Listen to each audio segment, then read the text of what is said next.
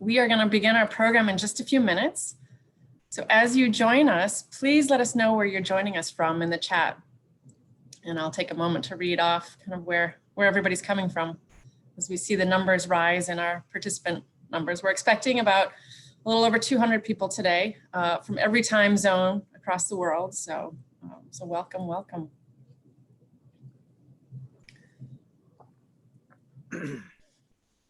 So I'm joining from Washington, D.C. I know Fareed Zakaria, I think he's joining us from New York. We've got London, New Hampshire, Alexandria, Virginia. Keep them coming. Huntington, New York, Brooklyn, Santa Monica, California, Accokeek, Maryland, Baltimore, Maryland, North Carolina, Ottawa, Canada, Montauk, Reno, Poughkeepsie, Berlin, Detroit, Philippines, Columbus, Ohio,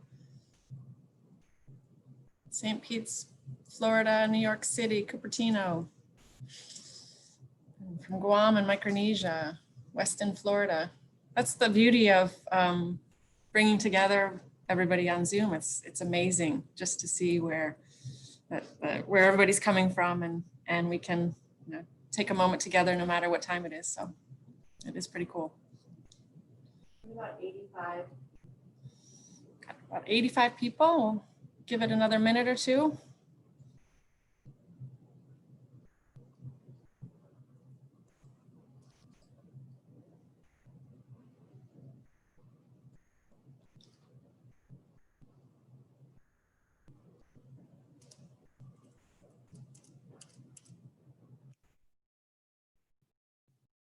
All right.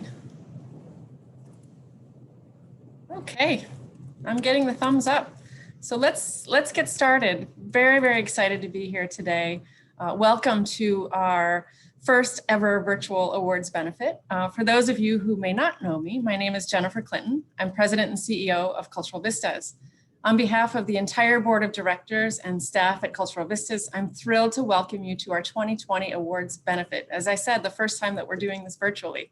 And we all know the benefits and sometimes the downsides of technology. So, we're doing our best in making sure that everybody's connected and is able to engage with us today. And I know we'd all kind of rather be together in person, but it is wonderful that, we can see where everybody's joining from so many different places around the world and really bring this truly global community together. So we're grateful you've made the time to be with us today. It really means a lot. And I will say it goes without saying that the past 7 months have been incredibly challenging for all of us. I'd like to start with a moment of silence for those who have lost their lives or their loved ones during the tragedy of this pandemic.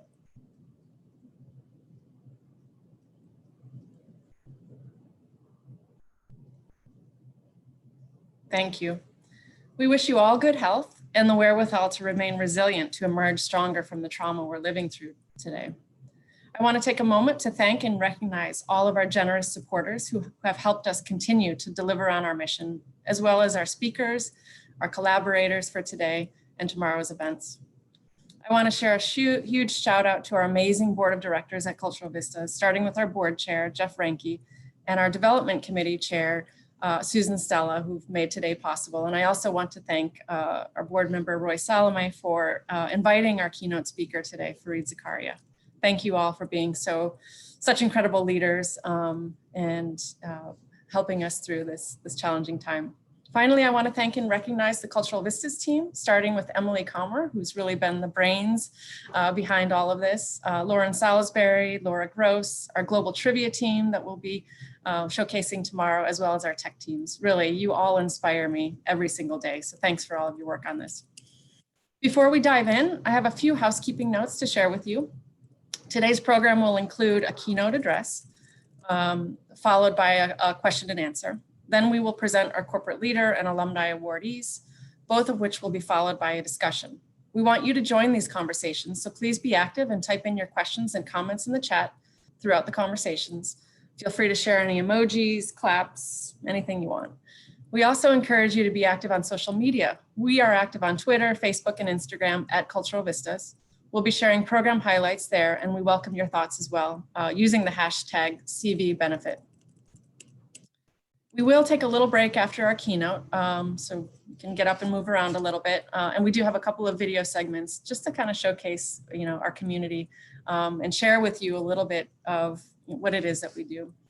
Our program today will run until 3 p.m. and it will be followed by a 3 p.m. Eastern time, and it will be followed by a virtual networking gathering. So please stick around and connect with your colleagues, and we'll just take a moment to be informal and social.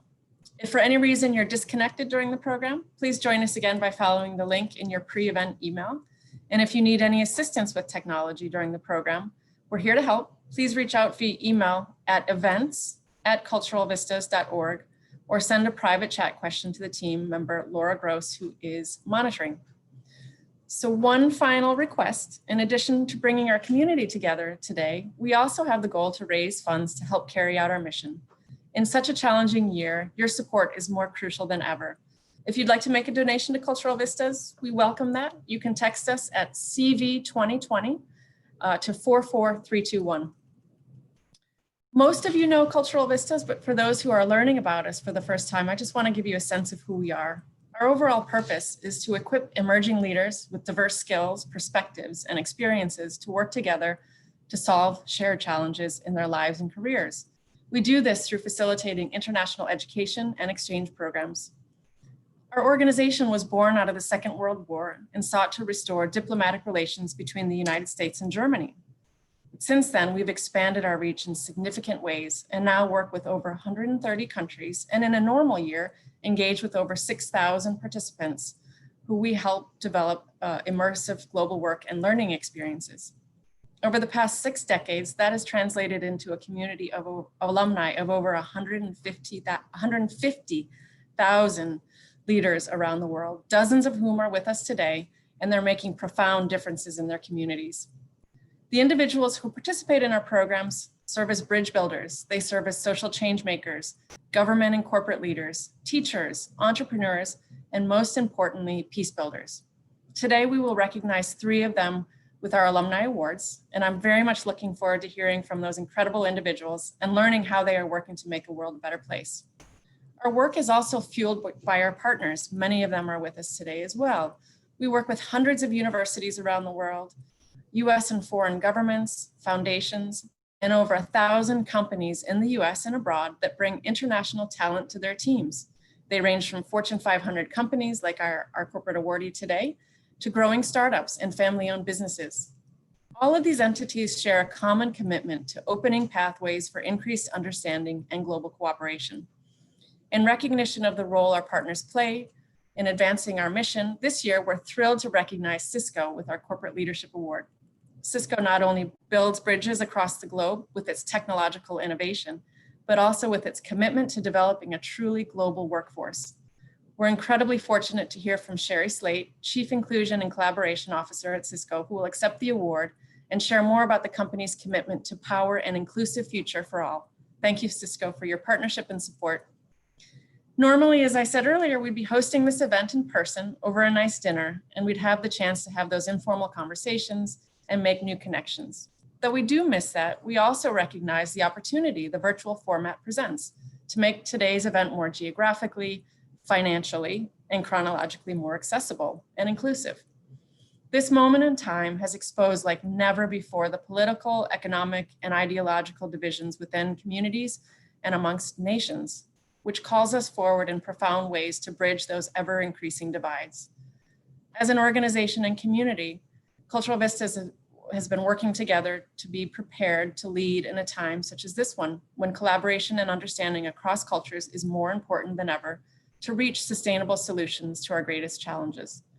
We're committed to stepping forward in a bold way to seize the opportunity to both strengthen and reimagine how we can be a catalyst for global cooperation. And as our keynote speaker, Zakaria, wrote in his recent book, we must view the global pandemic as a spur to global cooperation and action. This chapter in history has opened up a new path to a new world. We must seize that opportunity. For our community at Cultural Vistas, that specifically means really providing much greater access and inclusion of individuals and populations that simply have not had access to international education and exchange opportunities due to financial and other barriers. We also must be better about utilizing technology to spur the cooperation to tackle the small and large problems we face. It's more cost effective and can allow for more voices to be at the table, just like it is today. And we want to continue to lean into our storied legacy of building global leaders and offering programs that meet the rising challenges of the modern era. I can think of no better person to help us explore how we can seize this moment and truly reform our societies and carve a path to a new world than today's keynote speaker, Fareed Zakaria. Welcome, Fareed. We're so honored to have you with us today with what we know is an incredibly busy time for you with events happening all around the world, and you also sharing your wonderful book with us. So thanks for being a beacon of hope during this challenging time. Fareed is a CNN worldwide host, columnist for the Washington Post, and a best-selling author. An expert in international relations, he's interviewed many of the world's leaders who dominate our headlines today. He joins us on the heels of the release of a new book. If you haven't gotten it, hopefully you'll get it and start reading it as soon as possible. 10 Lessons for a Post-Pandemic World. Fareed will share about 20, 25 minutes with us and his remarks, and then we'll take questions from the audience for about 15, 20 minutes at the end of his remarks. So please, if you have a question for Fareed, feel free to put it in the chat, and we will be able to read out as many of those questions as we possibly can. So with no further ado, I want to extend a very warm welcome to Fareed. Thanks for being here, and we can't wait to hear from you. Thank you so much.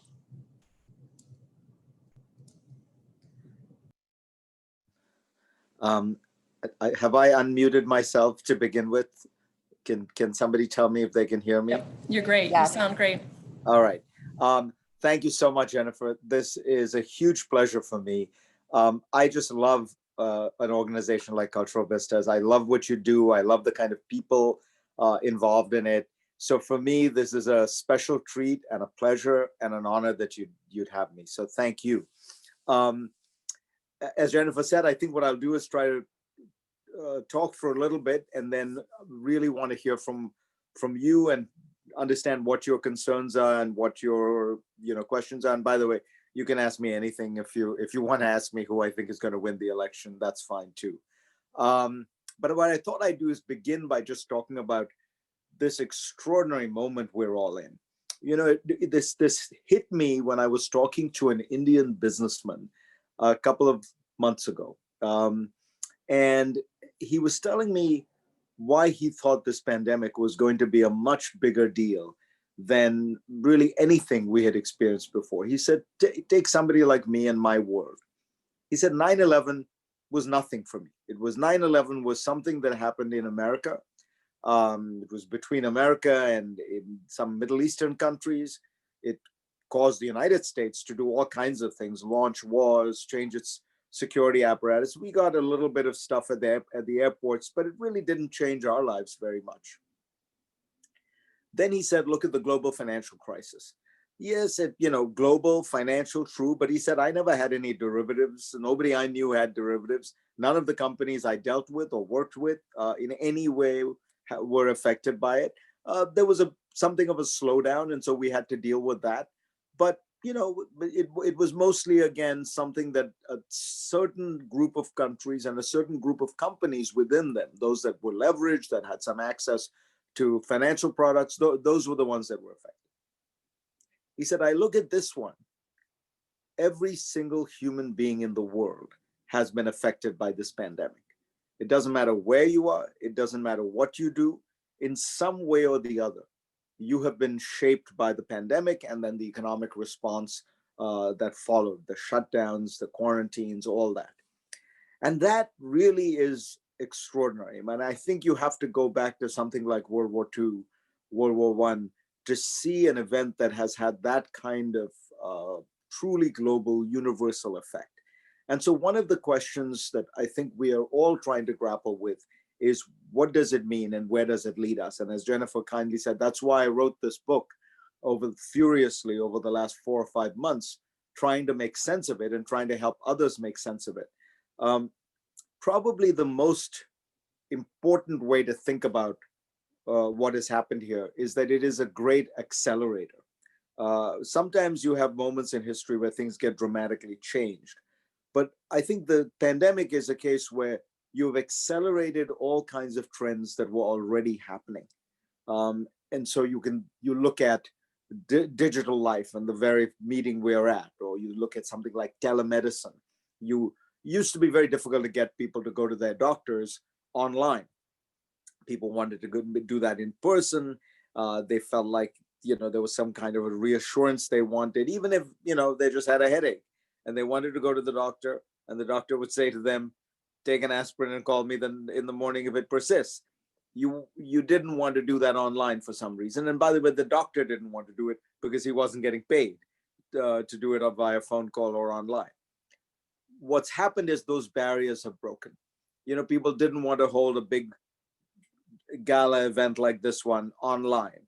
Well, that barrier has been broken. Now, some of these things will return to what they were. Some of them will become entirely online, and some of them will have a hybrid form. And I suspect that will be the future. But in any event, we accelerated this trend.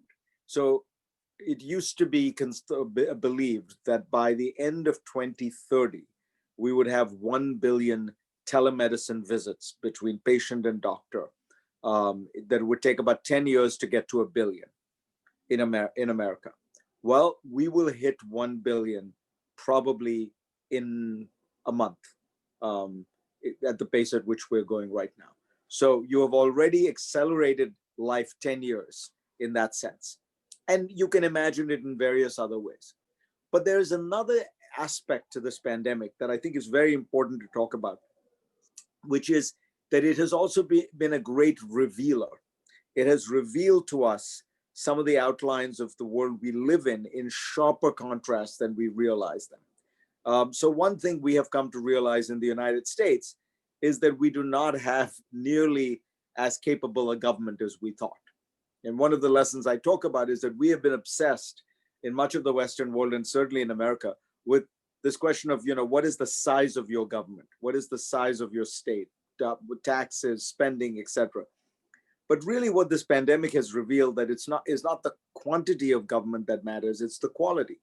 A place like Taiwan, which really gets the gold star for its handling of the pandemic, spends 1/3 as much as the United States does per capita on healthcare. And yet it had an early, aggressive, intelligent response to the extent that Taiwan is a country of 24 million people. It has had 7 COVID deaths. That is not a typo, 7. New York State, by contrast, has 19 million people, and it has had 35,000 deaths, roughly 35,000 deaths. All of the United States' death rate compared to Taiwan is 2,000 times greater per capita. And this is supposed to be the most technologically advanced society in the world, particularly in medicine, biotech, pharma. Why? Well, because one of the things the United States has not spent a lot of time trying to get right is government, making sure that government works and it works for everyone. One of the things we have realized in this pandemic is none of us is secure unless everyone is secure. None of us is healthy unless all of us are healthy. And while the American system is very good at the high end, it is not that good in terms of access, and particularly not that good for people who lack the means. And so what you have in the United States is a very patchy system, which does not integrate well, which is not uniform, and does not provide people the assurance that, for example, they can go and get tested, that if they have the disease, they will be taken care of. And so you have lots of people who never got tested, never figured out what they had, for fear that this was all going to cost money. That recognition, I hope, would be a great wake-up call in the United States. And there are wake-up calls in other countries as well. India, the country I grew up in, has also proved to have a pretty dysfunctional government. Many people realize that anyway, but the pandemic has sort of shone a bright light on that problem and made Indians realize, if you look at neighboring Asian countries and how well they have handled it, and look at India and ask yourself, why couldn't they get their act together? Vietnam, another poor country, has done extraordinarily well. Again, not spending vast resources, early, aggressive, intelligent action. Those are the keys, testing and tracing. It isn't rocket science. It's just implementing it turns out to be very hard. The greatest acceleration that people talk about is the degree to which this pandemic has exposed some of the fissures and fault lines and cracks in globalization. And that's what I want to talk about, because this is a group for whom this is a very important topic, near and dear to your heads and your hearts. I think this is a case where there is more smoke and mirrors than reality, by which I mean you hear from everybody that globalization is now dead. We are entering a phase of deglobalization. People are turning inward. And it's certainly true that if you listen to some of the rhetoric from President Trump, from Prime Minister Modi, even from some European leaders, they all talk about the need for self-reliance, self-sufficiency. They felt they were exposed to global supply chains where they couldn't get what they needed in time. But then if you dig underneath the surface, what you discover is, while there will be modest adjustments here and there, people will presumably, try to make face masks in the United States. So that strikes me as a pretty silly idea, because we don't know what the next crisis will be. And what often happens in these situations is governments are caught fighting the last war. But you will see some adjustments like that. But for the most part, the reality of the global economy is one you cannot walk away from. The United States is 5% of the world's population. It has to deal with the other 95% of the world if it wants to grow in resources, in talent and resources, in ideas, in goods and services. And if that's true for the United States, it's 10 times as true for other countries. The United States still has a very large internal domestic market. But even a country like Germany, half the German economy is its foreign trade. Germany simply would not be able to have anything close to the standards of living it has if it didn't trade, which is why one of the things to note is that while we've been watching the United States retreat under Donald Trump in terms of trade, we have higher tariffs right now than at any point since the 1930s, since the Smoot-Hawley tariffs. That is not true of other countries. Other countries have moved forward with more free trade. So we withdrew from the Trans-Pacific Partnership, but that didn't stop the rest of the world from going ahead. The other 11 countries of the Trans-Pacific Partnership banded together, did the deal just without America. The European Union is making separate trade deals, expanding trade with China. The African Union is making an African trade, free trade area for the first time. So the arrow is actually pointing in the direction of more trade rather than less. I suspect that as we get out of this pandemic, you will see these efforts accelerate because people need growth, countries need growth. And so much of the growth is now in the digital economy, in which it's not even clear how you would categorize something as domestic or foreign. And this is something that Cisco is largely responsible for, building that architecture of a digital economy that is global. I mean, how would you ban somebody from sending an email to an accounting firm in the Philippines? Or how would you ban somebody from sending an attached file of an X-ray to a doctor in India to review or give a second opinion on? That is the nature of the digital economy, and that is the part of the economy that's growing so fast. So when people tell you globalization is dead, just remember that. Remember what is going on in Africa. Remember what is going on with the digital economy. Remember what is going on in Asia. And remember, those are the vast parts of the world. The largest and most dynamic part of the world today is not the United States, it's Asia. 1 billion new middle-class consumers will come out of Asia in the next decade. And they are looking precisely for more trade, more interaction than anywhere else. Let me close with some thoughts on the United States, though, because I think even here, you see the dynamic that I'm talking about at work, which is to say, we know we're going through a very difficult period in the United States politically, great divisions, partisanship. And one way to look at that is to look at a country that is deadlocked and dysfunctional, that has elected somebody who seems to dislike foreigners and foreign trade. But another way to look at it is to see the United States trying to do something very hard and in a period of great transition. The United States is genuinely trying to create the first universal nation, a nation founded on the basis of immigration, but also accepting large numbers of immigrants and truly trying to make them feel included and seen and respected.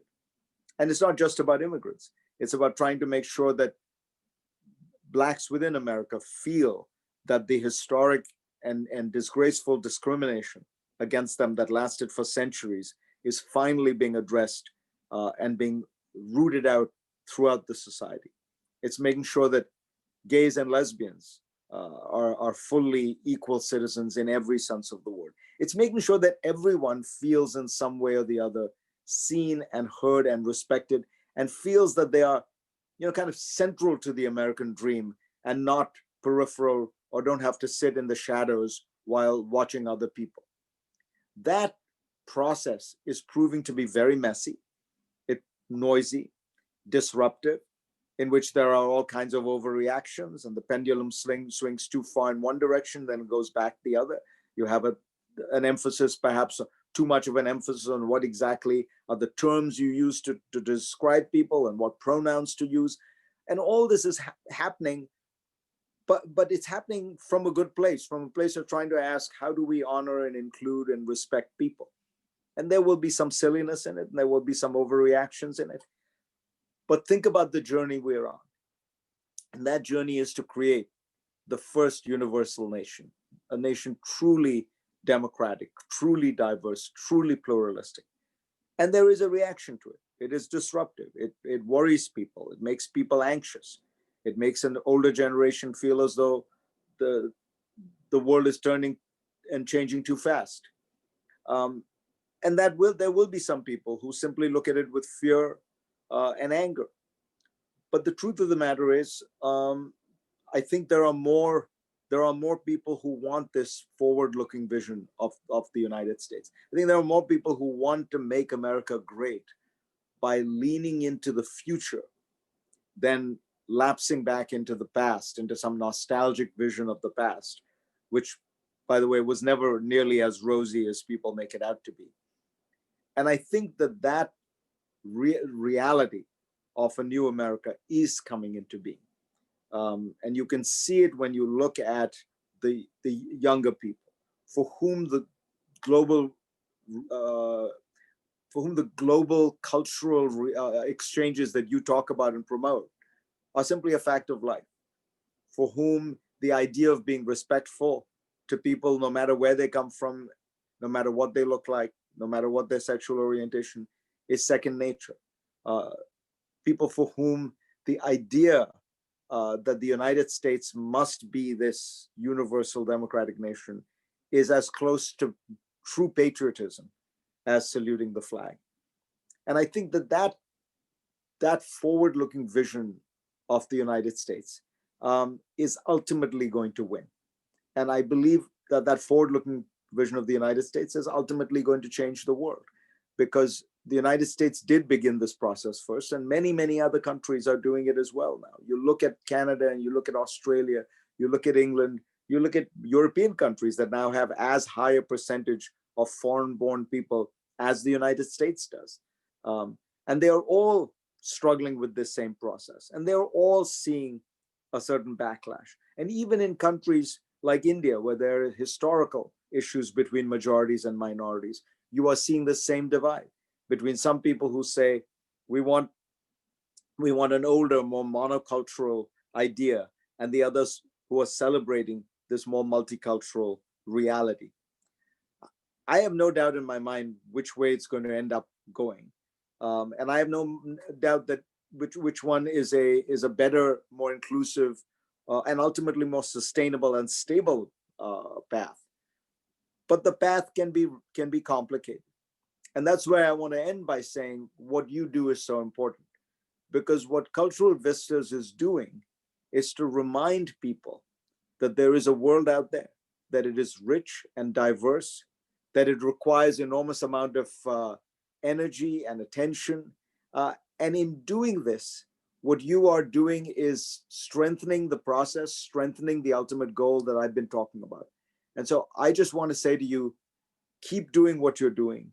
Do it with pride and with strength and with vigor. And know that at the end of the day, you are not just on the side of the good guys, the good people, but ultimately you will prevail. Thank you very much. Fareed, thank you so much. Really, really inspiring. Gives us all great hope, and also a recommitment to what it is that we do. So I'm going to turn to the audience. We have some great questions coming in. Such poor conditions that they literally do not have a meal to eat, a nutritious meal to eat every day. And that kind of poverty is surely something we can all agree we want to get rid of. So I don't want us to lose the focus on that as the kind of central challenge that we face in the world, particularly given a pandemic that is actually moving people in the opposite direction. There is a large and important question about how to make this work when there are 4 billion people out there who are going to be trying to all raise their standards of living simultaneously. What is the impact on the world? What is the impact on the... I believe there are many sustainable ways to do this. To start with, if we were able to have cleaner sources of energy, you would have a much more sustainable way of doing this. And we are very close to being able to do that in many areas. There are some in which we are not, but if you look at the cost of solar, if you look at the cost of wind, all these things are going down dramatically. We have to start thinking more about the way in which we eat. Factory farming is one of the great dangers that we face. My worry is that the next pandemic is going to come out of this world of factory farming. We have to think about the way we are living, subsidizing people to live at the edges of forests and on the peripheries of coasts, which is highly dangerous. And by the way, we all subsidize it when things go badly. So there are those legitimate issues, and I don't want to, and I talk about them in the book, but I don't want us to ever forget that we are all who are on this call today living a life of luxury compared to many hundreds of millions of people who are not. And the first order of business must be to try to help those people escape poverty. Thanks. To build on that, great question came in. Many governments, including our own, are investing billions of dollars in pandemic recovery. So given the vastly increasing level of international public debt, what do you see prior to and during COVID? What is the outlook on this issue in terms of public debt going forward? How is that going to impact nations? I think this is one more area where we're going to see a great rise of inequality. It's one of the chapters in my book is inequality is going to get worse. I think that for some countries, the countries that have control over their own currencies, whose currencies are widely used or respected, it's not going to mean that much, honestly, because interest rates are at their lowest they have ever been and are likely to stay very low for very long. In that environment, you can borrow more and you can spend more. I mean, what the size of the house you could buy in 1975 when interest rates were 16 or 17% is different from the kind of house you can buy when interest rates are 2%. For the United States government, there is no practical limit on how much it can spend because the dollar is the world's reserve currency. The United States can, by the way, debt service as a percentage of GDP is not nearly as high today as it was in 1975, 1980. So while we have a lot more debt, surely the most relevant question is, what does it cost to service that debt? So all of which is to say, for a country like America or China or Germany, essentially you can spend a lot of money today. All the concerns you should have are on spending too little to help people who are in desperate situations. For countries that have to borrow money from, that have to borrow in another currency, who have to earn money in rupees and borrow in dollars, or earn money in Turkish lira and borrow in euros, That is a whole different challenge. And they are very constrained. And that is one of the reasons you will see greater inequality, not just within countries, but between countries, where the rich will get richer and the poor will find themselves more constrained. Thank you. I'm going to combine two questions that came in. One is around, how do we heal? You talk a lot about inequality in your book and in Today, and this emerging divide between haves and have-nots. How do we heal the deep divide in our country that seems to be getting deeper and deeper every day? And I'll combine that with the role of civil society. What can civil society do to help bridge that divide? It's a very difficult question because the divide is not just political. I think it's important for people to understand that. It has become a cultural divide. It has become a class divide. It has become a geographic divide. So when you look at the differences between the people, broadly speaking, who are voting for Trump and who are voting for Joe Biden, the single biggest indicator is party registration. So party loyalty matters. But after that, the biggest indicator is college degree. People with a college degree are most likely to vote for Biden, and without one, most likely to vote for Trump. Whether you live in a metro area, huge indicator of your political views. Whether you work in a service-oriented world, huge indicator. So, whether you have any minority, multicultural aspect to your family's life, huge indicator. So you see what I'm saying is these differences are stacking up and reinforcing each other so that they become cultural and class differences, not just political differences. And those are very difficult to heal and very difficult to bridge because the issues that they raise are often ones that are difficult to bridge. So in the old days, the big divide was economic conservatives versus economic liberals. Well, the conservatives would want to spend very little money, the liberals would want to spend a lot. There's a way to bridge that divide, right? If you want to spend nothing and I want to spend $100, there's a number in between those two. How do you bridge the divide on abortion? How do you bridge the divide on gay marriage? How do you bridge the divide even on something like immigration, where one side sees the country being utterly transformed and destroyed, and the other sees this as the essence of what it means to be American? So I think that to your point, Jennifer, about civil society, the thing we have to hope for is that the more we get to know each other, the more we will understand each other's concerns and empathize with them. And it's not an idle thought. I mean, it is striking to me that the most anti-immigrant parts of the United States are the places where there are no immigrants. And the most pro-immigrant parts of the United States are places like New York and San Francisco and Chicago and Washington that have lots of immigrants.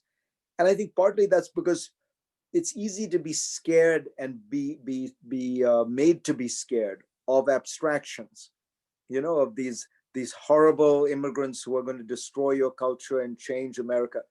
When you actually live with them, you see them as actual human beings who share your dreams and hopes and fears, who are trying to do the same things you're trying to do. Put a meal on the table, educate your kids, look out for your future. So I think that the more you can make people understand that ultimately we are all the same and that we have similar concerns, or that you can understand each other's concerns, I think we go some way towards it. I don't believe that there is a rational strategy here, by which I mean, I don't think this is about facts and figures. This is about emotion. This is a gut reaction. And the only way you change gut reactions is by contact, by seeing, by watching, by looking, by observing, and just noticing that, at the end of the day, we are actually all very similar. Thank you. To follow up on kind of the gut feeling, I had a question come in. It's a personal question, and you're gracious to say you answer many different things, but have you yourself experienced that kind of discrimination as an immigrant and as an Indian American? It's a great question because, for most of my life, I've been in the United States now 38 years. And for most of my life, I would have said, absolutely not. I came to this country, I was a poor kid from India on a scholarship.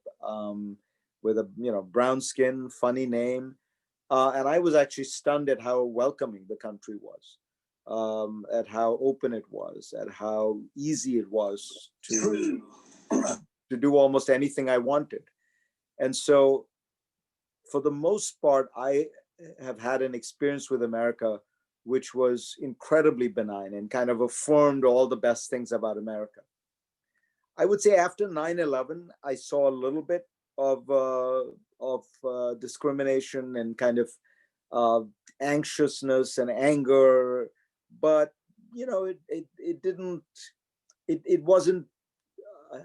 It wasn't large, and it wasn't held by respectable people and respectable outlets. It wasn't. It was still not okay to behave like that. If you remember, right after 9/11, the day after 9/11, George Bush, a Republican president, went to a mosque because he wanted to affirm that this was not about Islam, the religion, but about a certain group of people who happened to be Muslim and were perverting the religion. Since 1915 and 16, really the rise of Donald Trump, I have seen another America, which has been very angry and nasty and mean-spirited, and has been legitimized by Trump. And I've, whether it's my Twitter feed, I've had, stuff come to my office, people calling my house, threatening my children. I have had some experience of that. And it's been unnerving and more than anything else, very saddening. But I have to tell you, I still, on balance, think that is a very much a minority view. That is very much a view that has been manipulated and encouraged by political leaders. I don't think it's the real America. And I don't think that Trump's victory, in my view, somewhat accidental, in which he lost the popular vote by 3 million votes, is an indication that there is some kind of great swell and surge of this happening. I tend to believe still that the United States is an incredibly open, welcoming society. I think it has historical issues it has had to deal with and is dealing with.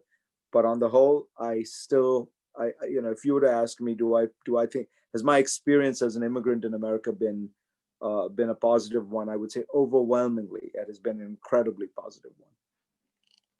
Thank you. And as you mentioned the political situation here in the U.S., we have an election a week and a half away, and we had a question about what kind of what is your view on what's going to happen in a week and a half? Look, yeah, there's no way to pretend until I could parse it and give you kind of lots of analysis, but I think Biden is going to win, and I'll tell you why. I think that the thing about Biden's poll numbers is, ever since he wrapped up the South Carolina primary, which is to say he became the kind of inevitable Democratic nominee, he has led Donald Trump in matchups by between 6.5 points and 9.5 points, which is roughly where he is now. I think he's about at 9 now.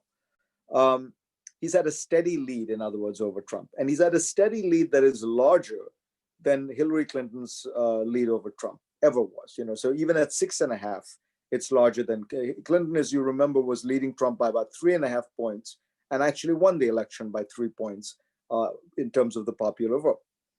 So this is a larger lead. It is more durable, and it does span many of those states that Hillary Clinton was very, very tight on. It's going to be a tight election. It's a divided country.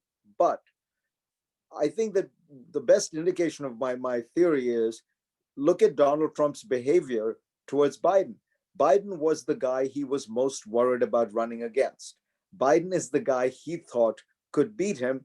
That's why he went to the Ukrainians and said, I want you to give me dirt because I want to discredit Joe Biden. That was in the primaries when Biden was not even doing that well. So, Trump has his own political skills and genius, and he saw right away that Biden was the most potent adversary.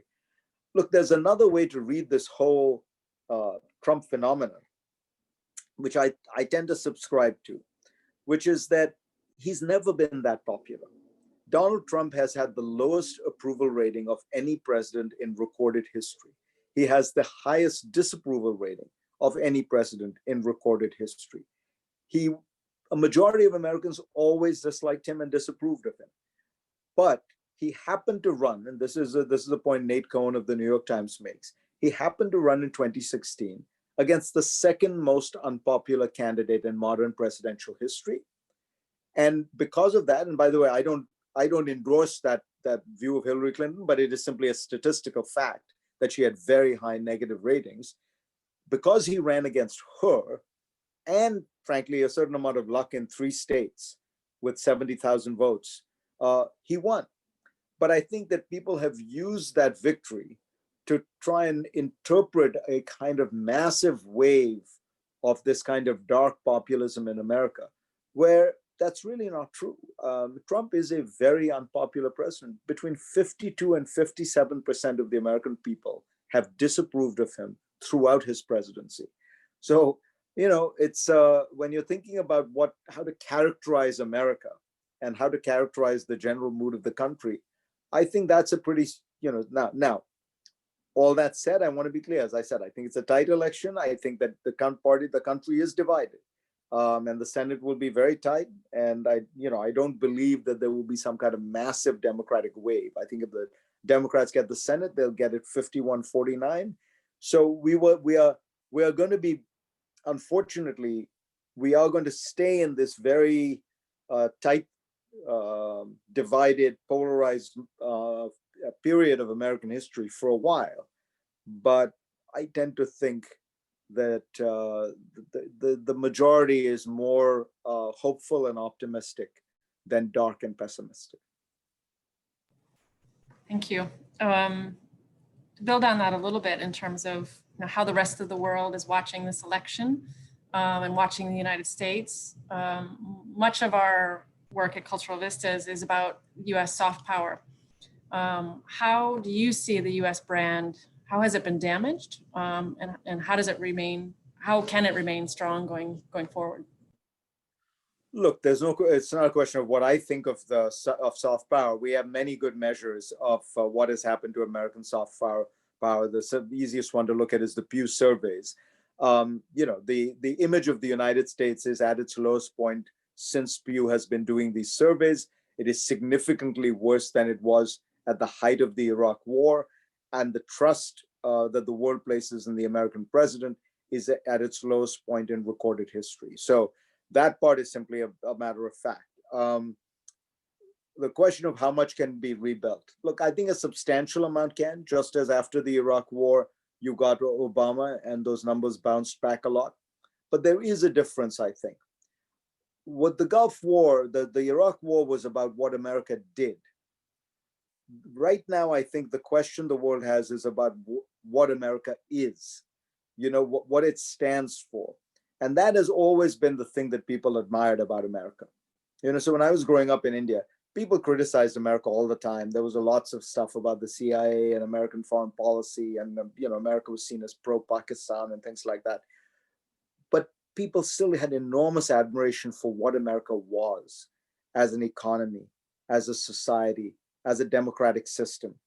And that, I think, has been shattered by Trump, and shattered because of his disregard of democratic norms, his disregard of democratic institutions, the way in which he has used rhetoric to vilify his enemies, the way he's attacked the free press. So I think that piece of it is going to be harder, because people are going to say, well, it seems like there's this side to America. There's this reality about America that we didn't realize.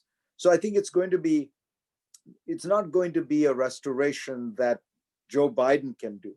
It's going to be a restoration that America has to do as a society, as a country. So I think all of us, in a sense, in a way, have to show, first of all, to ourselves, more than anything else, who we really are as a country, what values we hold, what values we stand for. And we have to do that affirmatively, not just negatively. It can't just be about not liking Trump. It has to be about really embracing a different vision and executing on that, and then communicating that to the world. I think that part will be hard. It will be harder than it was to bounce back from the Iraq War. American foreign policy is, as I say, it's about what we do, but it's not about what and who we are. Yeah, great point.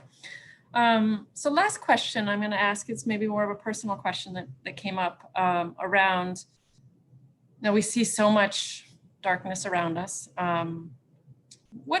What's fueling your optimism? I walked away from reading your book in just in a very hopeful frame of mind. And even today, you're giving us a lot of hope. You talk to the world's leaders all the time. What's fueling that personal hope that you have during this moment in history? Sure. I mean, part of it, is probably a temperamental. I am an optimist. I believe that it's both the right way to look at the world. It's also the only way to look at the world.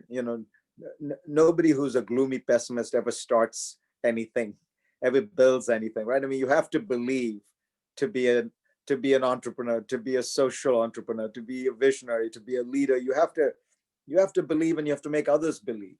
But I also think it is the right way to think about the world, because look, at the grandest level, look at the world over the last 200 or 300 years. I mean, look at how much progress we've made in fighting poverty, in helping, emancipate women, giving minorities greater share of space in the political and social realm of most countries, tackling the disease and things like childhood mortality.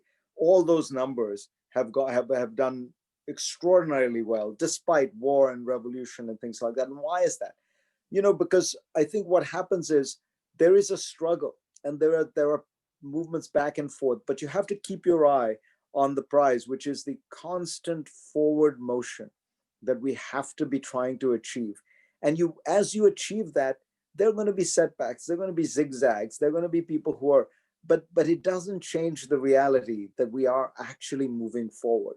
And it doesn't change the reality that it's only by moving forward that you solve these problems. Now, I want to be clear. I'm not suggesting that this is sort of inevitable, or that there is some great structural wave making this happen. No, it's happening because human beings are pushing in this direction.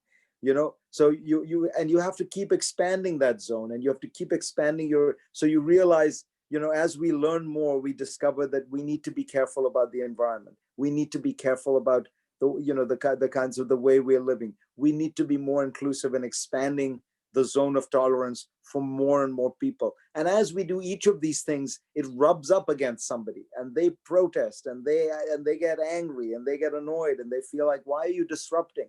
Why can't we just go back to the old, simple, settled ways, right? That's this whole idea of this sort of Garden of Eden that America was in the 1950s, is premised on that idea that, why are we being so disruptive? Why do we have to start asking pesky questions about, whether it's right to honor Confederate generals and leaders?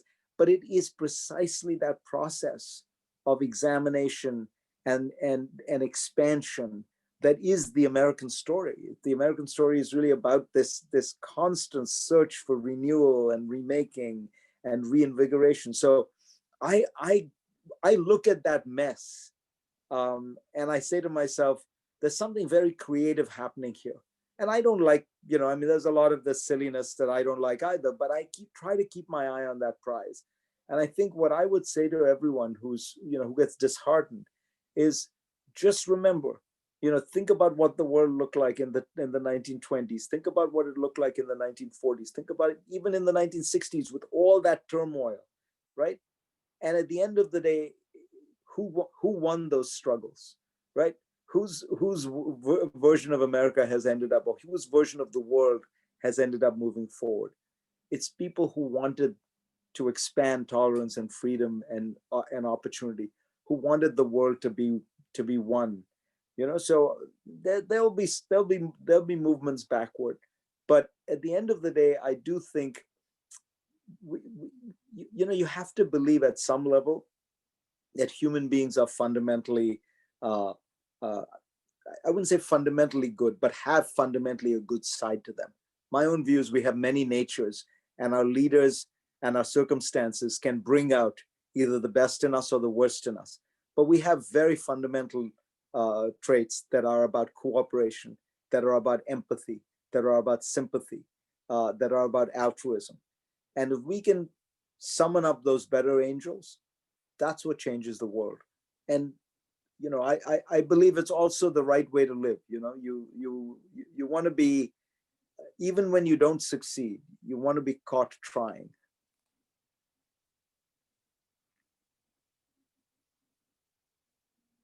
It's a great way to end the conversation, Fareed. Thank you so much. Thanks for joining us.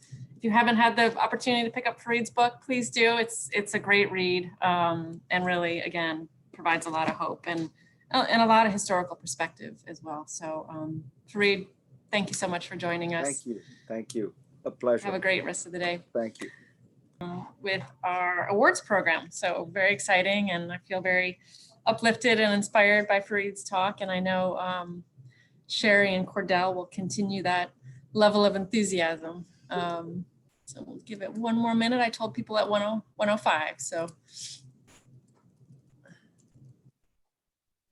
Cherrie and Cordell, where are you joining us from today? Just Rockville, Maryland. Awesome. Welcome to my home, Sacramento, California. Awesome. Is the air quality better out there now? I'm hoping. Yes, it's much better. Thank you for asking. Good. Okay, it's 1:05. We'll go ahead and get started again. So now, as I mentioned, we will transition into the awards segment of our program, and we'll be recognizing our corporate partner and 3 alumni for their work in advancing diversity, inclusion, and equity. I'm pleased to introduce one of our alums, Cordell Carter, to moderate. Cordell is really, I would say, an incredible human being. He's going to share a little bit more about his leadership story. But Cordell took part in one of our signature fellowship programs, the Robert Bosch Fellowship Program, where he spent a year living and working in Germany. He's also part of our alumni council and has been so committed to advancing the vision of global engagement and education. And during his full-time role, he currently is the executive director of the Socrates Program, a global education forum at the Aspen Institute. So Cordell, I'm going to hand it over to you. Great. Thank you, Jennifer, and congratulations on an amazing event thus far. Very, very quickly on my leadership story, I can be condensed as the following. I am completely contrived, but for the power of education to transform the mind and the wonder of international exchange to expand that mind, I wouldn't be here. So that's why I'm involved. I want that opportunity for others. It is my incredible honor to recognize the Cisco Corporation, and one very special leader at the Cisco Corporation is accepting this corporate award on their behalf, Shari Slate, who is the Vice President and Chief Inclusion and Collaboration Officer for People and Communities. How are you, Shari? Oh, Cordell, I'm doing great. Thank you. And it makes me smile to see you and to get to spend a little bit of time with you and everybody today.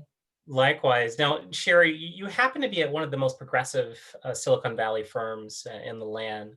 The commitment of Cisco to diversity, equity, inclusion, and global collaboration, it actually speaks to your title. It also speaks to the way that Cisco has done business, and thus the reason why it's being honored today. And I wonder if you could talk to us about your leadership story, and don't be as brief as I was, but you're the star of the show, not me.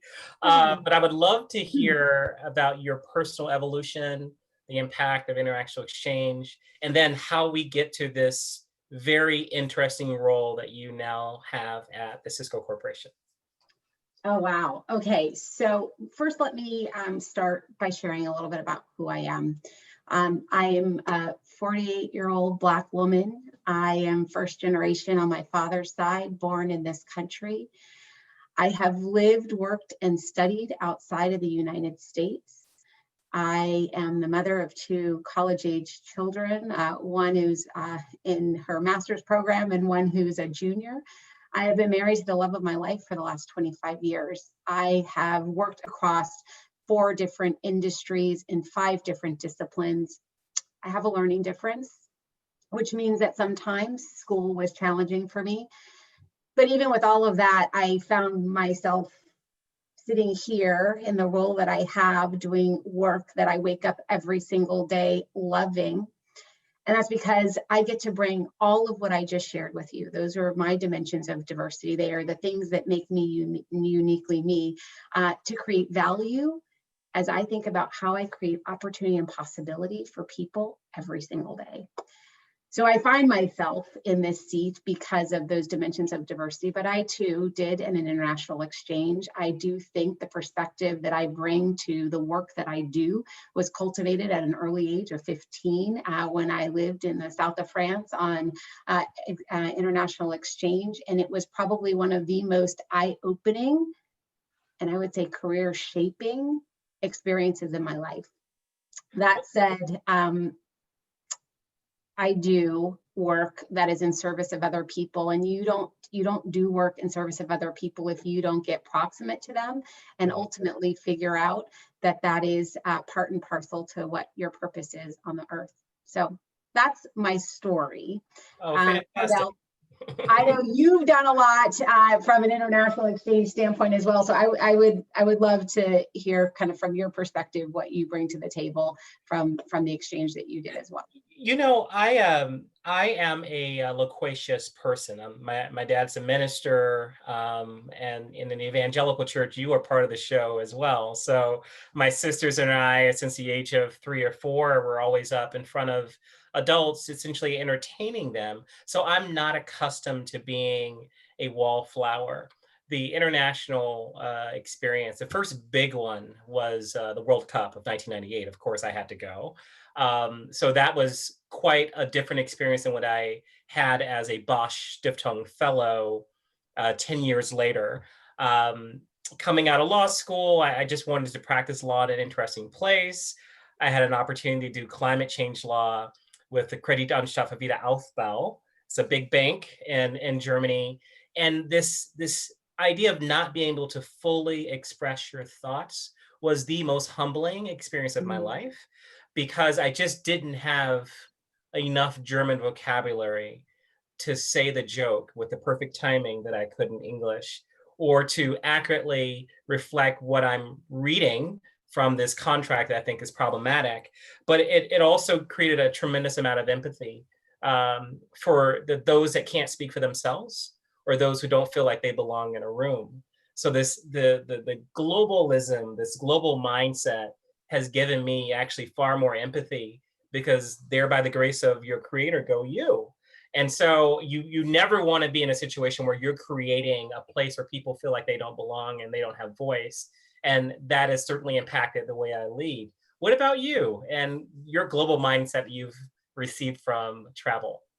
So I have to tell you, listening to your story is an absolute anchor to kind of our thinking and our philosophy at Cisco around the power of a global mindset. When I think about Cisco and our purpose to power an inclusive future for all, that's a really big remit. And the pathway of, we're in service of solving really big, complex problems every day. I mean, just take one of the many that we are knee deep in, right? We've got 3.7 billion people who are unconnected in this world, right? We're in service of connecting the unconnected. We fundamentally believe that connection is a human right. And so in trying to solve for that and making sure that, looking at what's happened with the pandemic that has been both an accelerant and a widening of this divide, we need people who are thinking about this problem from every angle. What you just talked about, Cordell, as you think about this notion of not being able to express yourself in a language where you are wanting to express yourself in a different way, you have walked in those shoes, you come at challenges and opportunities from a different lens. I will tell you, I spent some time with Mark Chandler. He is our GC, our general counsel here at Cisco, and he had a really profound statement. So like you, Cordell, he spent time in Germany. I believe the program that he went through is now being administered by Cultural Vistas.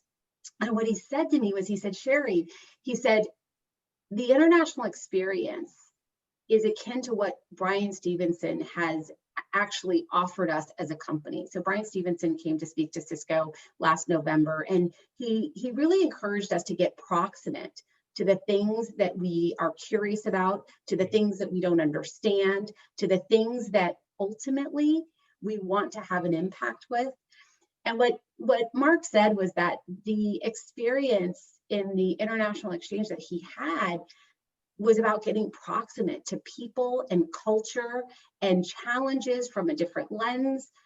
It allowed him to walk in someone else's shoes and to have an empathy that would allow him to apply his value in both business as well as in his personal life in a really different way. I have to tell you, when I think about Cisco's purpose to power an inclusive future for all, we need that kind of lens. We need that kind of empathy. We need that kind of curiosity inside and outside the walls of our company to actually deliver on our promise. So a global mindset, it is a critical success factor for us. Yeah, and I wonder, because as I reflect upon Cisco, I went to Carnegie Mellon for graduate school, and Cisco was a much desired employer. They spent a lot of time on campus.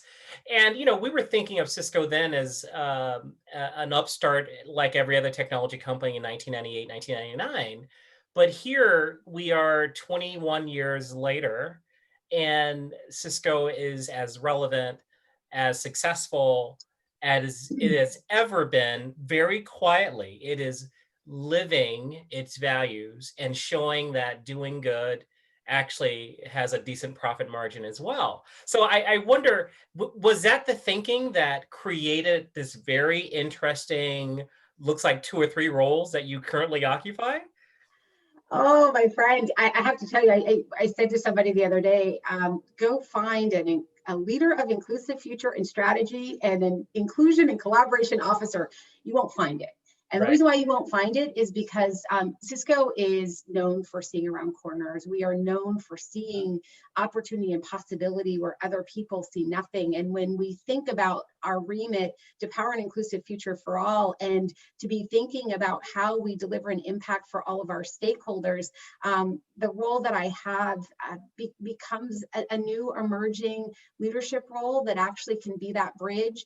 My organization sets and delivers, curates, if you will, the people strategy for the company, which is about how do we create a pathway for serving our entire stakeholder stack. It sits side by side with the business strategy so that they deliver our purpose as one. We also have inclusion and diversity. We call it inclusion and collaboration because we're looking at the value creation for people at the intersection of inclusion, diversity, collaboration, and technology. And then last but not least, and probably so important in this landscape, is this new currency. It's called inspiration. And we're looking at how do we leverage the power of inspiration to deliver an outcome together with our employees, customers, partners, suppliers, and into the community.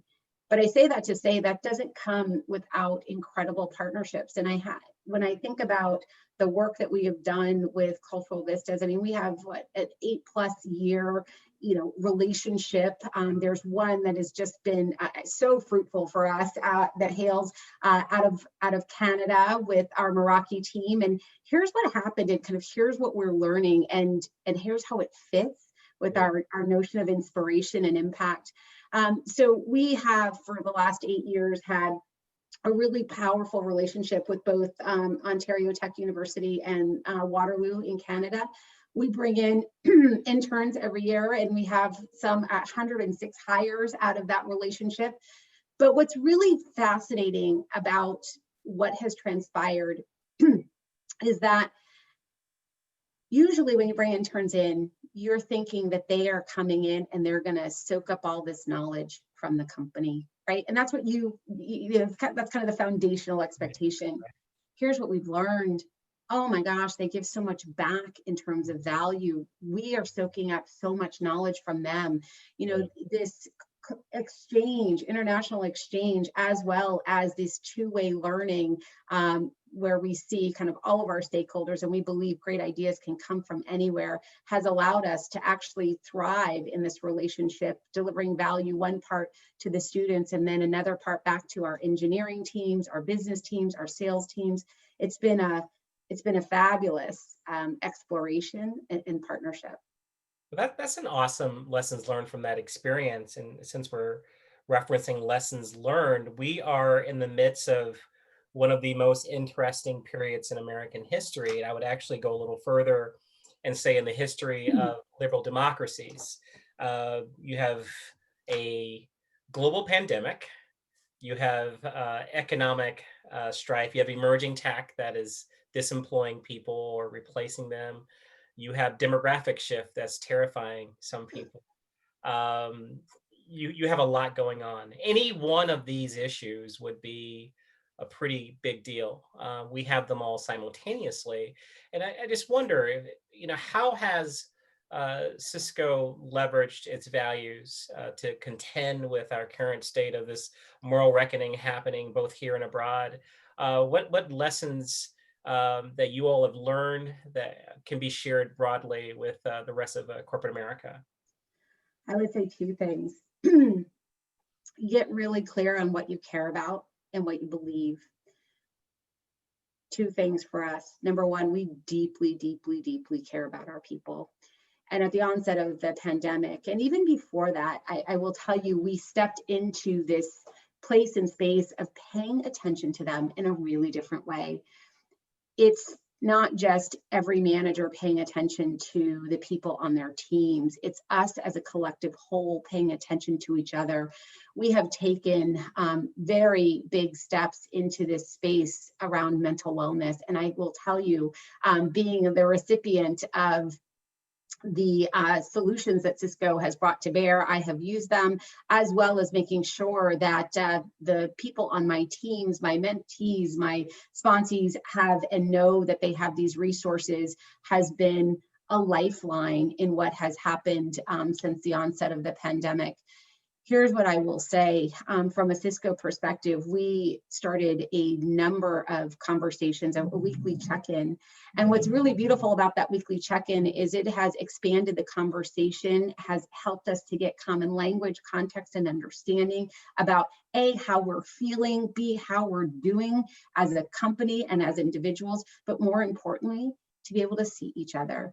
You see, from a Cisco standpoint, we have what we call a conscious culture. And in a conscious culture, a couple of things are really, really important. One, it's built on full spectrum diversity. It is free from bias, harassment, and discrimination. It is a culture where we see our people and the environment, and we look to take care of both. And then most importantly, we empower and expect that if any one of us as an employee sees something that is counter to who and what we are, we say something. That said, in this motion, we have gotten really good at asking, how are you doing?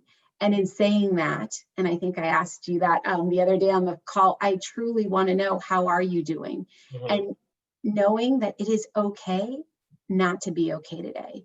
And if you weren't okay today, Cordell, as a Cisco employee, I've got a number that I can extend to you to call so that I can make sure that I got my arms around you so that we can get you to a place and space where you are able to be your best. And that might be today, or it might be 4 months from now. But the invitation and the welcoming is always on. The second thing around beliefs is how it shapes your actions. There was one part about the pandemic and that being catastrophic, but there was another, incomprehensible murders of people. And when that happened, we got really clear on what we believe, and that drove our actions. And we've got 5 beliefs, and those beliefs are global, and they are always on. First is that we believe in tech for good. We're going to continue to build technologies that connect people and communities and create new possibilities. But what we won't do is leverage them to facilitate oppression or injustice. We believe in justice. We believe it's a calling. We believe it's our calling. We believe that communities that are on the margin have the right to live in a fair and just world. Now, we don't own how to fix all of that, but we will certainly do our part. We also believe in insecurities. We have long believed in the insecurity of, basic human needs, but we have ushered in this really clear belief in addressing the insecurity of being. What is that? The insecurity of being is that you can be targeted with racism, hatred, violence, discrimination, just because you are a member of a marginalized community. And that can be in the physical or virtual space. We believe that we have the power to coalesce our employees, customers, partners, suppliers, and the community around the things that we want to drive change towards.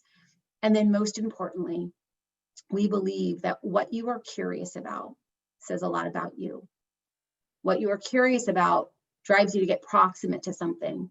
And when you get proximate, you can actually have the empathy to actually create actions that are going to be sustainable and deliver the outcomes that you want.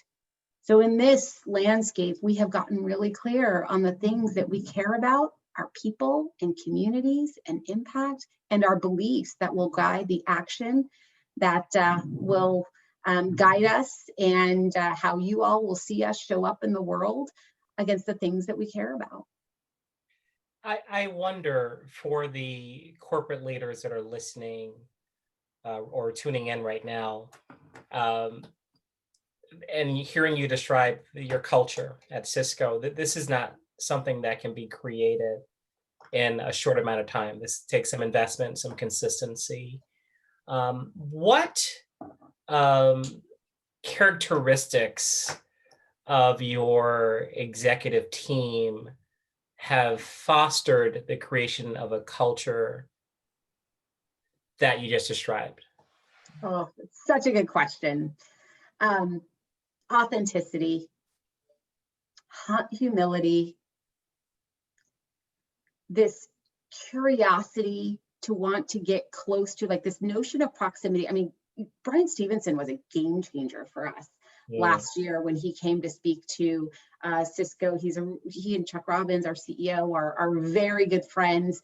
And this notion of getting close to the things that you care about, or getting close to learning about things so that you do care about them, has been a game changer. And I will tell you, every single one of our leaders at the very top of the company, I mean, are just so oriented around getting close to the challenges that we care about so that we can do something about them. I would say the other piece that is so important is not living in fear. You see, fear is what has stood in our way of having and seeing the kind of breakthrough. I would say, I don't even want to say breakthrough, because I think in some cases we've had breakthrough, the kind of overflow impact that certainly every single one of us deserves to see in our lifetime. Our leadership team exemplifies that. I can tell you, I sat in a meeting on June 1st with our entire leadership team. It was one of those check-ins. And so, oh, by the way, our entire ELT joins these check-ins every week. They have been doing so since the onset of the pandemic. But when this second pandemic of a different kind happened, they all sat there with 40,000 of us, all on a call like this. And it was ugly and raw and real and painful and beautiful all at one time. And the only way we got that gift was because our leadership team didn't live in fear. And it was a gift. I don't want to pry too much, but I just wonder, what is some of the feedback that you received from your colleagues after that really frank and raw conversation? I'm assuming following off of George Floyd's murder. We had a similar one at the Aspen Institute that was equally raw. Actually started with Mr. Arbery, Ms. Clark, and then Floyd. And so we had 3 weeks of it pretty raw. And I'm just wondering, some of the feedback. What were you hearing people saying? What was as Maya Angelou said, how did they were made to feel after hearing those words and seeing those actions by their leaders? So I will tell you, we heard everything from I couldn't be more proud in this moment to I am so glad I lived to see this day, to why are we having this conversation and should we be having the conversation, to where do we go from here, to are we going to continue the dialogue because we need more space and to process. And then there were comments like, exhale, I'm in tears, I'm sad,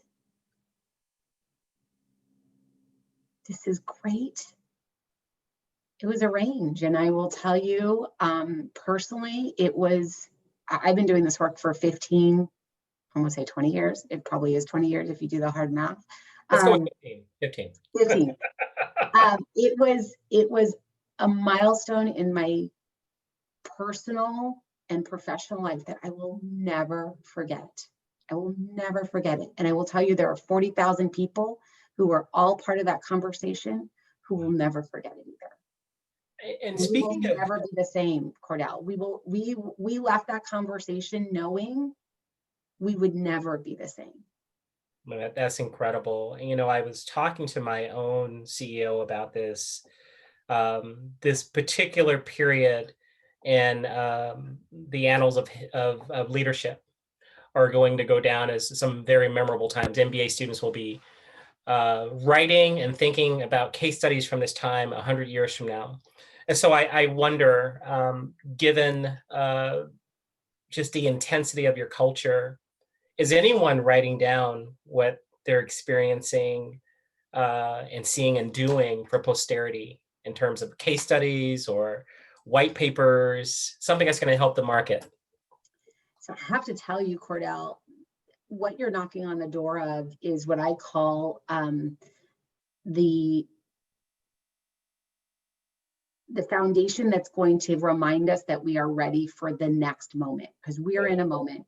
This is not the first one, right? This actually, when we had our conversation on June 1st, we actually started it with almost a bit of a history lesson in what has happened in our history that has made us ready for this moment and for what our employees could expect to see from us that would come after, that would speak to our actions, i.e. the beliefs that I just shared with you. There are 13 actions, really bold, intentional, deliberate actions that we launched in September.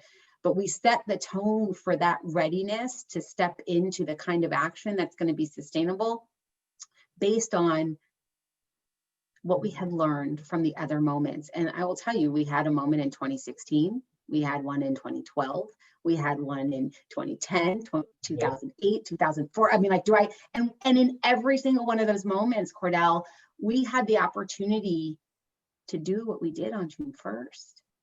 But to get to how we showed up on June 1st, it came with learning at every opportunity that we had to learn. So I would say I love your suggestion, and if you're okay with it, I'm gonna take your great idea and suggest it back that we actually do document and share publicly our lessons learned both before and after, because it's powerful. I think it's an affirmative duty for leaders to do that because there's just a lot to learn. And frankly, I think it'd be cathartic for leaders because these are very stressful times. And as a leader, you take on the burdens of your organization. So if your people aren't feeling great, guess what? It's hard for you to feel great. You're not disconnected from them because you are proximate. But speaking about these things and all these wonderful topics that we've delved into aren't the same as results.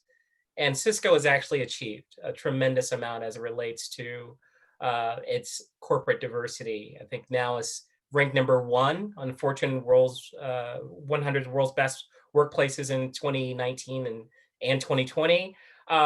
There's the market is responding affirmatively to you, but I'm very interested in, were there any specific things you all did vis-a-vis your diversity levels that others aren't doing? Any innovative practices that we can share? And to the audience, we are moving to Q&A after this. So please send in your questions, but I did want to get one more question in to Sherry. So I would say the most important thing for us in the last 5 years, so Chuck Robbins has been our CEO for 5 years. Listen, he is so fundamentally committed to this work. And not only is he committed to this work, but his leadership team is committed to it. I will tell you, when Chuck took his seat as CEO, what he did said a lot about where we sit today. First thing was we expanded to full spectrum diversity. We have long since been about diversity. In many cases, and if I can just be very honest and candid, that those efforts were tied to women, and in many cases, white women. And so, and there was such goodness that we learned in the motions that we had delivered, but it wasn't enough to do for all. So when we did expand to full spectrum diversity, here's what we saw. We saw movement across every category of diversity that we measure. It's a game changer. But the other thing that happened with that is that it allowed us to see bigger and wider around what was possible for people, the opportunities as we started to create a conscious culture that would lead us to mental wellness, a dimension of diversity, right? Yep. So I think the biggest thing is A, leadership, B, that commitment to diversity and inclusion as foundational to the culture and who you are and how we show up. And then certainly full spectrum diversity that actually gets us to not only be in service of all, but to actually create the solutions where we're looking for equity and fairness and opportunity across our people practices to ensure that we are creating opportunity and possibility for the full spectrum of diversity inside the walls of our company. Yeah, I'm reminded of Lou Gerstner's quote that he was the CEO of IBM when I joined 20 years ago. He says, at the end of the day, strategies and ideas are just pieces of paper without people. People is what makes this thing work. And so it is obvious that you all have taken that one hook, line, and sinker, and congratulations on your results. Okay, so we're going to go to some questions. For those of you all that are not familiar with the Slido app, you can ask your questions in the chat box as well, and I will pick it up then. But if you don't have one, I'll just keep asking Sherry questions because I'm enjoying this. So Sherry, I wonder, as a veteran member of the tech sector, if that changes your approach to talent management. It's like you're not out seeking endorsements from private equity firms or VC firms, so their influence is very minimal at this point, right? You are an established titan of industry, and I just wonder if that affects the way you approach talent versus, say, someone that's approaching an IPO or 2 years after an IPO.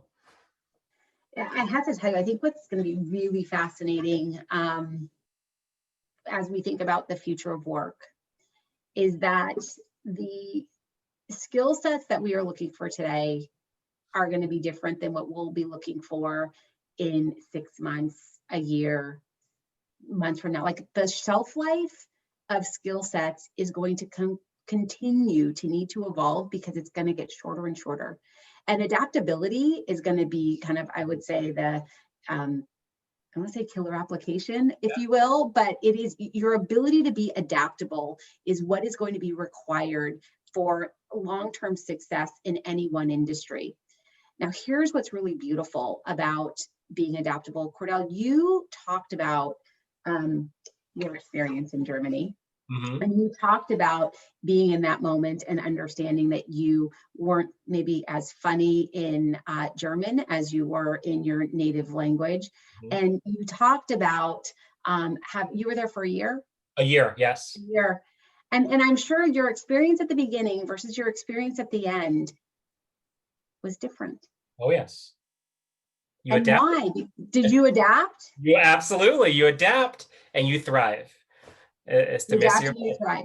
Yes. What you have experienced is the same kind of adaptability that we are going to see as it relates to skill sets in the workplace. That is a skill set that we need, right? That is your ability to be able to adapt both short and long term is going to define where and how you go with your career. And I think one of the best ways to rebuilding that muscle is through international exchange. Yeah, I agree. I agree. Okay, some questions from Slido. Sherry, how do you stay optimistic as a leader during such challenging times? Here's what I'm going to say. You have to lean on your posse. I don't know if everybody knows what that word is. So let me say, they're your network, your people. Listen, I wake up every single day in service of creating opportunity and possibility for people. And that is great when it is easy, and it is great when it is hard. And it is exhausting if you have to do it alone. The beautiful thing is I have peers who are so stellar, peers and allies doing this work all over the place, where I can lean on them when I am tired. They lean on me when I am tired. I have the best team in the world. Literally, they tell me all the time, we got it, back out and go fight another fire. But your networks matters. I have a saying, I keep it in my office, happy is. And in every situation, I'm looking for how do we get to happy? How do we get to the glass full? Because I will tell you, we get to choose every day how we show up and how we take in information and or how we deliver it back out. So how do we stay energized? I focus on what I choose and in terms of how I feel, and then what I can offer to others. Sometimes our biggest gift to someone else is to offer room, space, a shoulder in the moment. And that then gives them the ability to go run the marathon that we need them to run, so that we can have breakthrough in the spaces and places that we want to see. Great. Another question. Do you face challenges promoting Cisco's corporate culture and values in different countries? If so, how are they presenting themselves? Fascinating conversation. Let me question. So here's what I would say. I would say we are learning, and we have this, we do great places to work in the world, around the world. And so Cordell, to your point, we are the #1 best place to work in the world 2 years running, which Wow. I mean, 2019 and 2020. And I just heard Michael Bush talk. Michael Bush came and spoke to the Cisco family at one of our check-ins I think it was last week when we announced.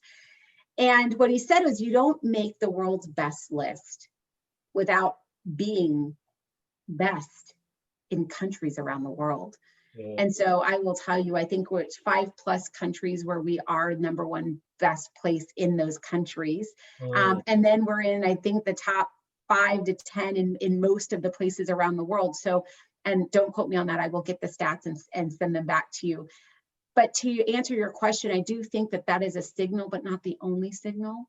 I think your people tell you how you're doing around the world. Yes. And our people have told us through their retention, through their desire to want to plant themselves here and grow, through their willingness to serve the communities in which they are working on behalf of this company. It's so loud. Yeah. And it speaks to that question of it gives us a signal of how they feel about being we love where we work. We are Cisco. We often say #best-team. And that's what we are hearing around the world. That's great. Here's a great one. It kind of speaks to your personal journey. If someone is listening to this conversation, but not yet in senior leadership ranks at his or her organization, but they want to see positive change in the way the organization approaches diversity, equity, and inclusion, what actions or practices would you recommend that person take? That's a good one. Oh my goodness, did you stump me today? No, you didn't. So here's what I will tell you. Couple of things. First, do you have a sponsor? Number one, to that person, do you have a sponsor? If you don't have a sponsor, go get one immediately. And I will tell you, go to multiplydiversity.com. And let me tell you why. Why does sponsorship matter? Sponsorship matters because it is a vehicle by which you can get proximate and drive change. One part for yourself and your career trajectory, and one part for whoever is investing in you and the company that you have planted yourself in. Let me tell you why sponsorship matters. Sponsorship matters because there's a gap. You know what the gap is? The gap is 1 in 5 majority males has a sponsor, 1 in 8 women have a sponsor, 1 in 13 minorities have a sponsor. Here's what we know to be true about sponsorship. We know that from a sponsorship standpoint, people with sponsors are 21% more likely to move up in their career. What we are finding from a Cisco standpoint, and let me give you some context. Cisco fundamentally believes in the power of sponsorship, one part for career and one part what it does for the culture of the company because of the proximity that it drives. 100% of our vice presidents at Cisco have taken the multiplier effect pledge and they have a sponsee. Here's what we are seeing drive the culture change. Our sponsors, and here's the thing about picking a sponsor as an executive at Cisco, it must be at least 2 dimensions of diversity different from yourself. Could you explain a little more? Yes. So for example, it is very well known that sponsorship exists in this world. And most often people sponsor people who look exactly like them, And if that's happening at the top of companies where there is no diversity, that means they are sponsoring people exactly like them that are not going to change the mix of talent at the top of companies. So what we ask our leaders to do is have 3 sponsees, and 2 of them, you can pick one exactly like you, have at it, but 2 of them must have dimensions of diversity that are different from you. So I'll give you an example. My sponsees. I have an Italian female from New York who's LGBTQ. I have a Black male 50, oh gosh, if I get his age wrong, he will, if he's listening. It doesn't crack, it's okay. Just no, he looks right. He was younger. 53, right? Okay. I have a Black female who's 26. I have a transgendered best friend who asked me to be their sponsor. I've got 4, and I will tell you what happens when you get proximate as a sponsor. You get to live through and learn through the eyes of someone else. You get to be their edge to help them see bigger and wider around what's possible for them. And in doing that, as a sponsor, you learn. So to that person out there, I love your question. I would say get a sponsor and start having an influence on how leadership is thinking about dimensions of diversity like you by getting to know you and sponsoring you to your next great space and place inside that company. That's one of many, but that is the one that I am deeply passionate about. And I will tell you, it changes the hearts and minds and perspectives of leaders. And it does it because they are all in leveraging their social capital and corporate equity on your behalf, which means if you are 2 dimensions of diversity different from them. Wow, that's you've introduced some new terms. I had never thought of it that way, which all the more is justification for this award that Cultural Vistas is giving your corporation. So Cultural Vistas is pleased to name Cisco as a Corporate Leadership Award recipient for 2020. We are recognizing Cisco for their contributions to the global workforce and commitment to diversity, equity, and inclusion. With locations in 100 countries, a mission to build bridges and technology, Cisco has long built a reputation for being a place where diverse cultures thrive. Since 1999, Cultural Vistas and Cisco have worked together to host approximately 40 interns and trainees from across the globe every single year.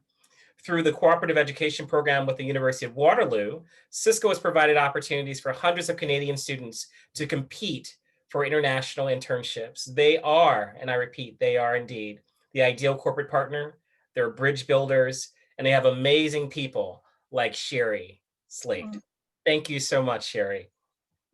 Oh my gosh, Cordell, that was so kind. And on behalf of Cisco, I want to thank Cultural Vistas for this award and recognition of our ongoing efforts to invest in developing extraordinary talent around the world.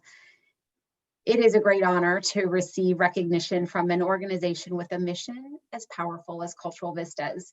You see, bringing together people from diverse backgrounds and geographies is aligned to Cisco's own vision to power an inclusive future for all. You see, we do strive to be a company that gets proximate to the communities and the people that we serve to ultimately solve our biggest challenges.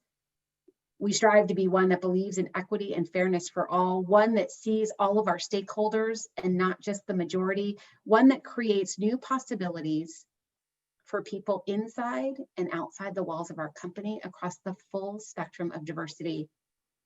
To do this, we need partners like Cultural Vistas. Cultural Vistas has been a partner helping us to facilitate internships and international exchanges around the world, and we are so grateful. The future of international exchange, it's at a crossroads. We're being forced to reimagine what's possible, and we want you to know that Cisco is all in. Cisco wants to and will serve as a bridge in these challenging times, helping to foster a global dialogue, mutual understanding, and bold, deliberate, intentional action. We are committed to powering an inclusive future for all by creating opportunity and possibility for the full spectrum of people around the world. And we are truly honored to be receiving this award today. So thank you. Great, thank you so much. Now we have a video. Thank you, Cordell. Thank you. See you soon. See you soon. Yes.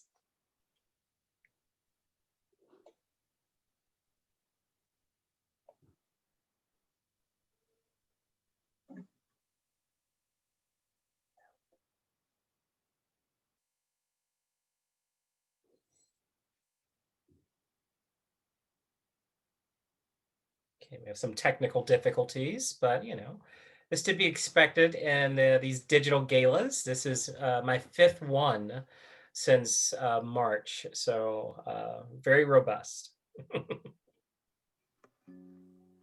Here we go. I'm delighted to be able to join you and congratulate Cisco in achieving the 2020 Cultural Vistas Corporate Leadership Award. This is an extremely well-deserved award and one that Cisco deserves to be rightly proud of.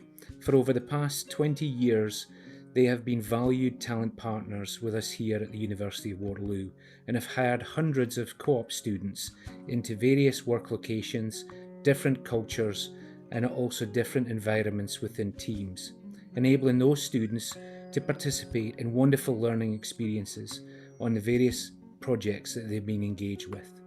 Thank you, Cisco. You've been a wonderful talent partner, and we aim to and hope to be able to continue that relationship both now and also in the future.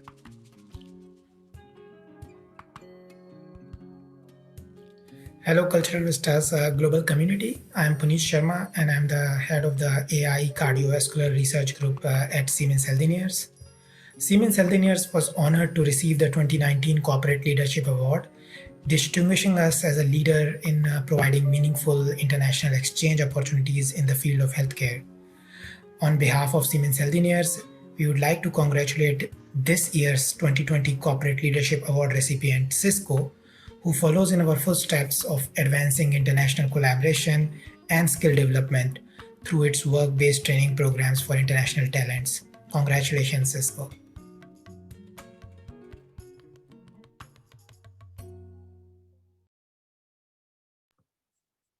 Fantastic, fantastic. Well, thank you again, Shari. We will now talk to some of our alumni award winners. Very excited to talk about 3 alumni that have done just phenomenal work. We have those that are from the US and from abroad. We have Dr. Linda Lopez. She is the 2020 Distinguished Alumni Leadership Awardee. She's a 2017 alumni of the Welcoming Communities Transatlantic Exchange out in California. And we have a video for Linda.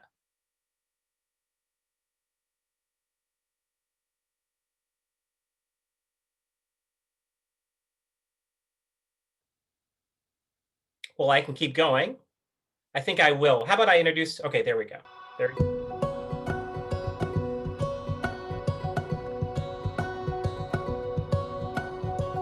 My name is Dr. Sylvie Nansha. I'm the chairwoman of the African Network of Germany and TAM.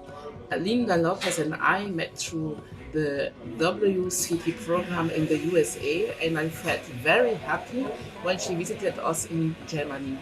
I was really impressed when I discovered her citizenship campaign to increase the number of naturalized citizens. She inspired me to start a similar campaign in Freiburg called Ich bin gerne Deutsche. Dear Linda, you are a powerful woman, you are a great person, you are very engaged in migration matters. I congratulate you from the bottom of my heart for the Distinguished Alumni Leadership Award. You have really earned it through all your hard work. Lovely greetings from Germany. Hi everyone, I'm Mariana Martinez, the co-chair of the Alumni Council at Cultural Vistas. It is my absolute pleasure to be here with you virtually to congratulate Dr. Linda Lopez for the Distinguished 2020 Alumni Leadership Award. Linda and I had the chance to participate in the Welcoming Communities Transatlantic Exchange program back in 2017, and I can tell you that I share fond memories with her visiting different cities in Germany. Linda's work advancing equity and inclusion for immigrant, refugees, and low-income families is indeed inspiring. A great example of this that I can personally speak on is a connection that she made possible with a philanthropic organization. This connection essentially transpired to a $750,000 grant that helped one of the most vulnerable populations in Detroit, the undocumented population. Linda is a true inspiration of all of us working on making cities more welcoming and inclusive. So once again, it is my pleasure to congratulate Linda. And Linda, un abrazo muy fuerte. Thank you everyone, and cheers.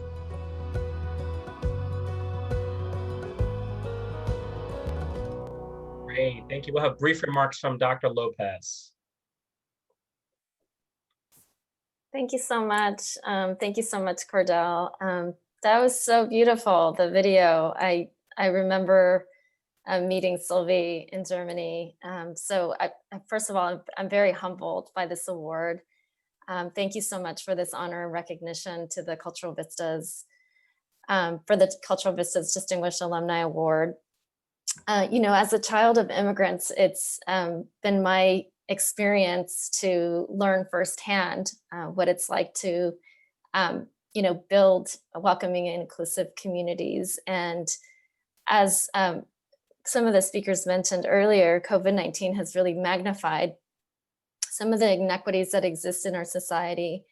And I think we as leaders have a responsibility to ensure that no one is left behind.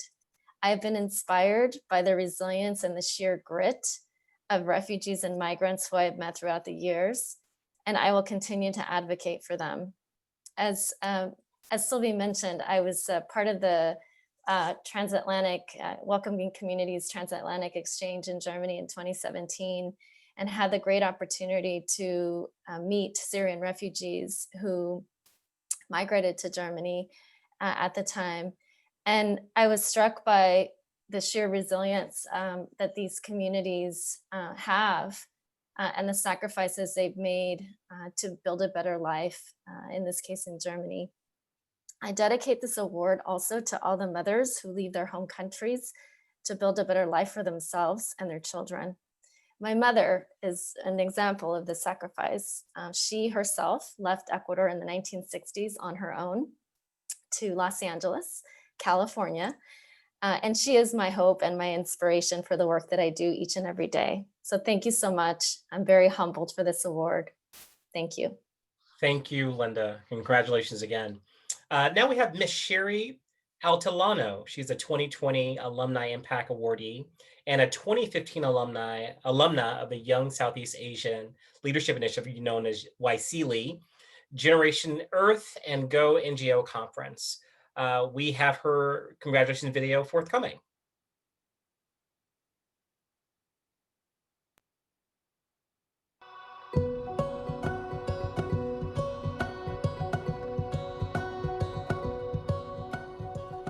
Hi everyone, I'm Jules Giang, a fellow Cultural Vistas Exchange alumni since 5 years ago. So I'm here to congratulate Cherrie Atilano, or Ate Cherrie. We call her Ate, that means an older sister here in the Philippines.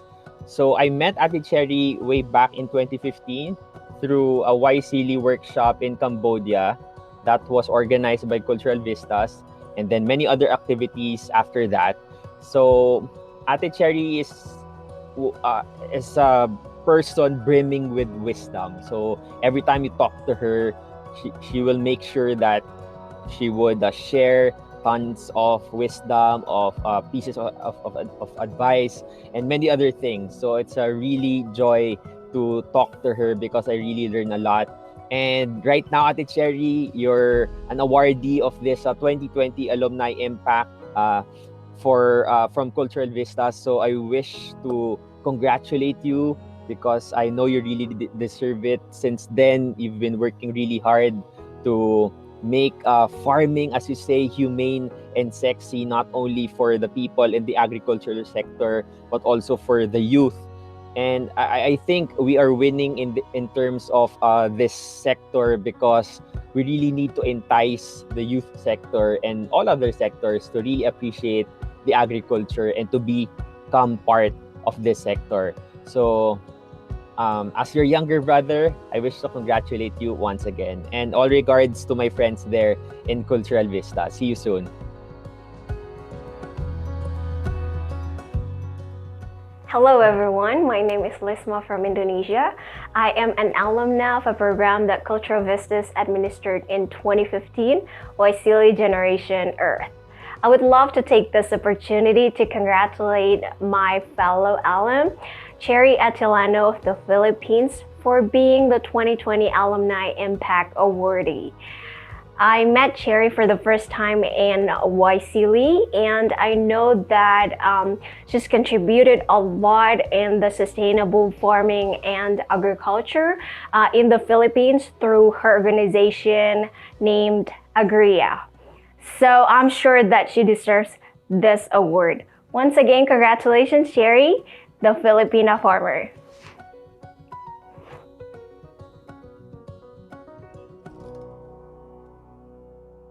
Great. Thank you so much. Sherry, please have some remarks. Wow. Please, can you hear me okay? Yes, we can.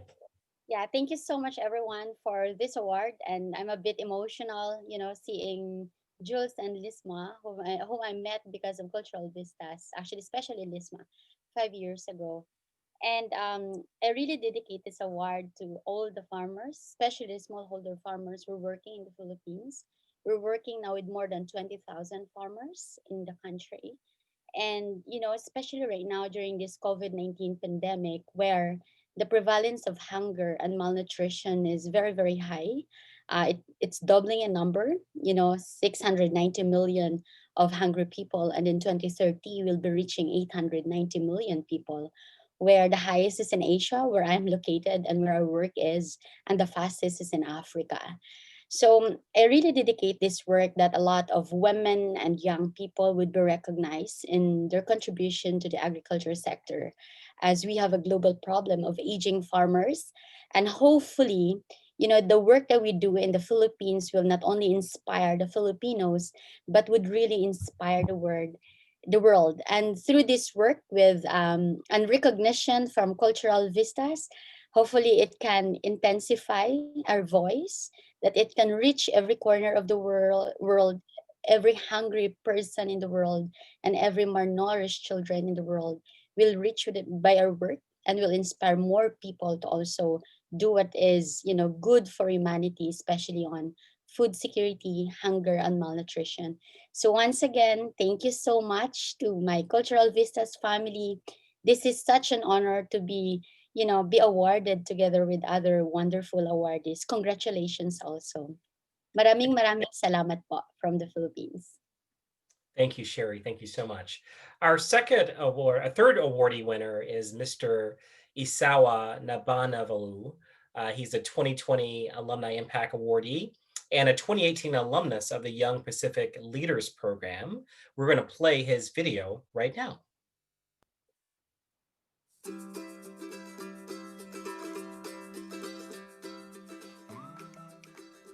Hello, my name is Phoebe Heibeck and I am a Program Development Officer at Cultural Vistas. I am so excited to be with you all today to celebrate and recognize Isoa Nabainivalu on being awarded a 2020 Alumni Impact Award. Isoa, your work through the Young Pacific Leaders Program and in advocating for the deaf community in Fiji, in the Pacific, and beyond inspire us at Cultural Vistas and many more around the world. Thank you for all that you do in making our world a more inclusive, better place. We are so excited you are receiving this award. Congratulations! Falaflayatu and Kia ora, my name is Inangaru Vakafi, and I know Isoa because we were part of YPR 2018 in Hawaii. I've always known Isoa to be very respectful. He's passionate about the work that he does. He's proactive and always tries to be inclusive in everything that he does. And that's why I'm inspired by the work that he does not only in Fiji, but also on behalf of the Pacific region. So I find that Isoa has many great qualities as a young Pacific leader. And congratulations, Isoa, on receiving the Cultural Vistas alumni honor. I cannot think of anyone more deserving, and I look forward to seeing more great things yet to come. Kia manuena, moe whakau e ki hawa tau ngahua, moe tau whakauka.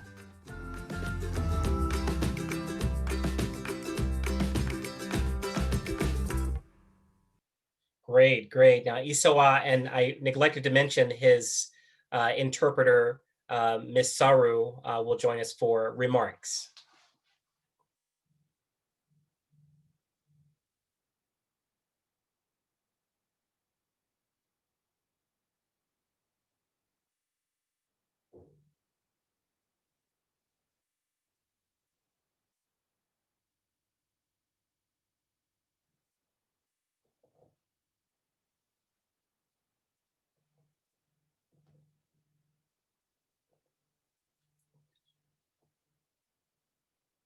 Gail, you're unmuted, so you can speak for Isoa. Were you able to hear?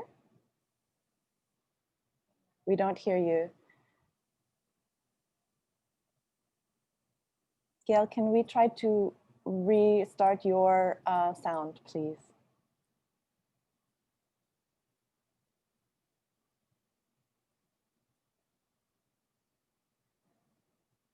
Okay. We appear to be having some technical difficulties in bringing you Isoa's remarks for this award. And so what we'll do is make sure that it's recorded so that everyone can see it. But in the interest of time, we're going to move on with the rest of the program. We have a panel discussion with all of these alums, and we're going to start actually with Dr. Linda Lopez. One thing that we all have in common, and that is that we've had pretty significant experiences internationally. And Dr. Lopez, Linda, tell us about the experience that you had back in 2017 with the Welcoming Communities Project. Sure. Thank you, Cordell, for the question. So in 2017, I was a delegate and participated in this program in Germany with some other colleagues from 4 other cities in the United States. And we visited, in my case, Freiburg, Dusseldorf, and Berlin. And so, 2017 was really a moment at the height of, the whole Syrian refugee crisis. And many refugees were at the time, you know, being welcomed to Germany, to resettle in Germany. And I think my experience with that exchange is number one, that, you know, it really broadened my perspective and my worldview on the different, you know, sort of issues and factors that drove Syrian refugees in the first place to be, you know, migrating to a place like Germany. And I think from my standpoint, in the work that I was doing at the time, I was working for the mayor of Los Angeles, and I was heading up his Office of Immigrant Affairs and Refugee Affairs. That experience really changed, you know, my own perspective on how to build, you know, welcoming and inclusive communities, even in a place like LA, which is a very diverse place. You know, 220 languages are spoken. We have a lot of different, you know, diaspora communities in a place like LA. But I think one is, you know, it really reshaped my perspective on how to, one, develop programs and initiatives that are culturally, you know, appropriate, and also linguistically, you know, appropriate when it comes to working with refugee populations, even in a place like LA.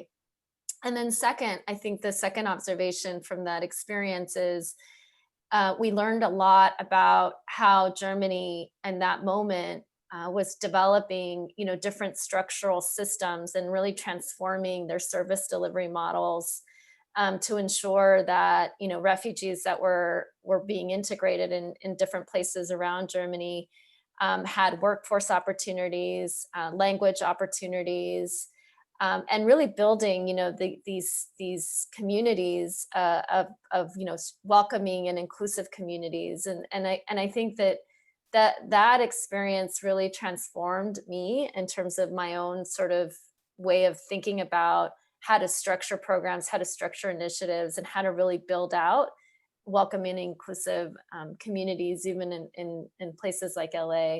So it was an incredible experience. And then the exchange part too, you know, learning from them, and also being able to exchange some of the work that we were doing in Los Angeles at the time to integrate refugees, I think was really an incredible opportunity. Great, thank you so much. We're going to move on to Shari. So Shari, tell us about the work that AGREA is doing in the Philippines and how your connections across Southeast Asia and the world can benefit what you're building.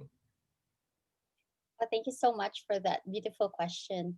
You know, so I started farming and teaching farmers at the age of 12 because I was so inspired in how the lives of the farmers in the Philippines are actually very, very poor, especially the smallholder farmers, you know, with an average hectareage of land in around a hectare. And most of the time they have a lot of children, right? And most of these children are not actually in school. So it's been 22 years in the agriculture sector. And, you know, I started AGREA as a social enterprise 6 years ago after working with ex-convicts and criminals in the Philippines, you know, converting them into farmers and sending them their children to school. With the AGREA work that we've been doing, Philippines is such a beautiful country. We have 7,107 islands, and it's so beautiful, it's so lush, it's so green, but it's so poor also in so many aspects. Most especially it's because we forgot our farmers. And I always believe in this proverb saying that when the farmer is poor, so is the whole country. So I think that summarizes our situation in the Philippines. So for the last, you know, for 22 years, the work in the smallholder farmers actually is, you know, is encouraging a lot of people to work and listen to them, especially our government, other private sectors, multi-sectoral companies, and also other CSO or nonprofit organization. So what we do in AGREA is we're not only doing business, you know, it's always like good to do good and do well, right? That's a business formula that we have. So right now, especially with this COVID-19 pandemic, we've been working with more than 20,000 farmers. And, you know, these farmers are actually left behind for so many years. But aside from that, we also have a farm school.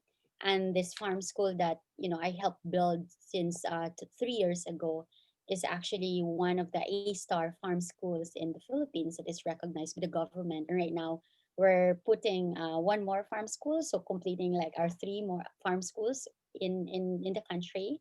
And it's growing and growing in numbers, and we're training a lot of farmers in the process.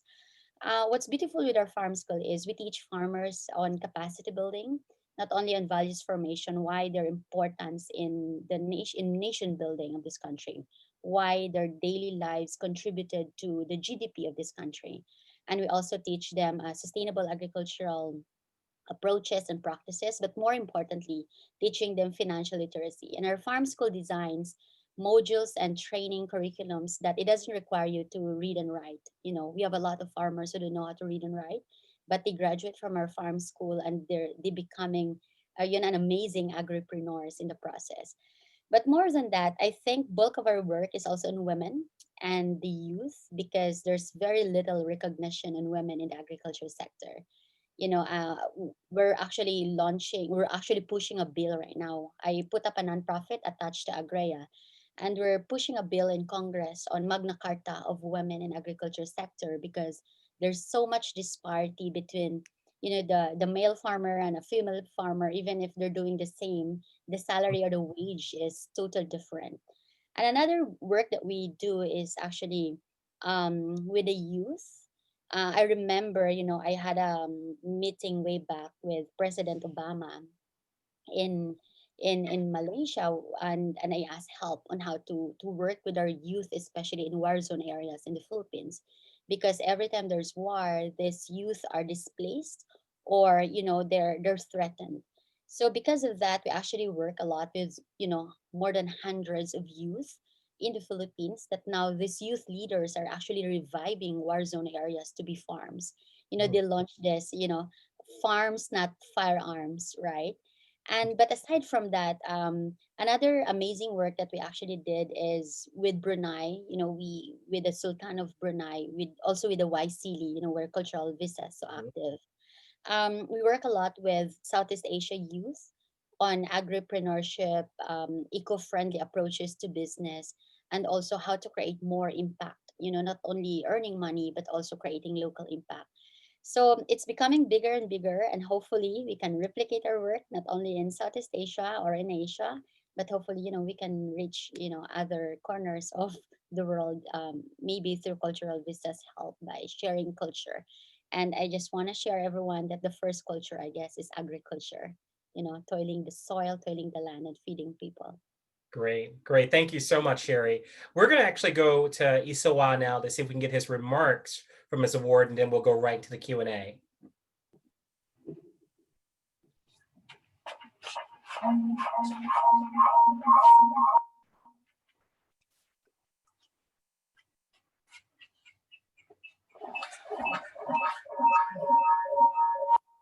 There is a pretty severe echo.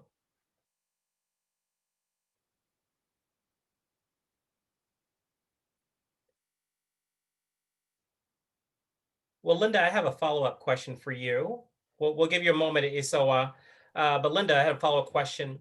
What specific tactics or strategies did you all use for welcoming communities in Los Angeles? Because as my mind reverts back to the time in which you were in office, it was some of the most challenging political environment nationally on immigration that we've had in a very long time. So I'm dying to understand what tactics you pulled from that international event that was helpful for you in your role with the mayor of Los Angeles.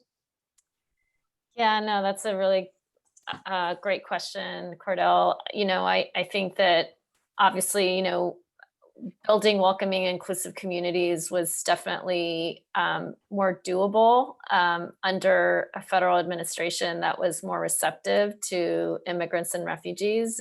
So I think that for a place like Los Angeles, because of the fact that we have such a diverse, array of diaspora communities from all over the world, from all corners of the world, that have, come to Los Angeles for different reasons, I think that it's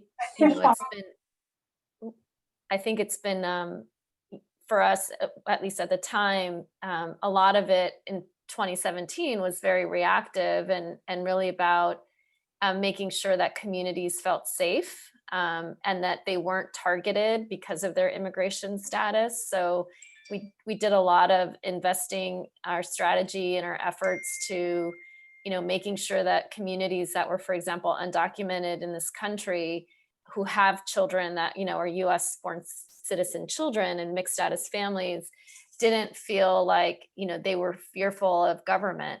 Because I think that's one thing that was really apparent.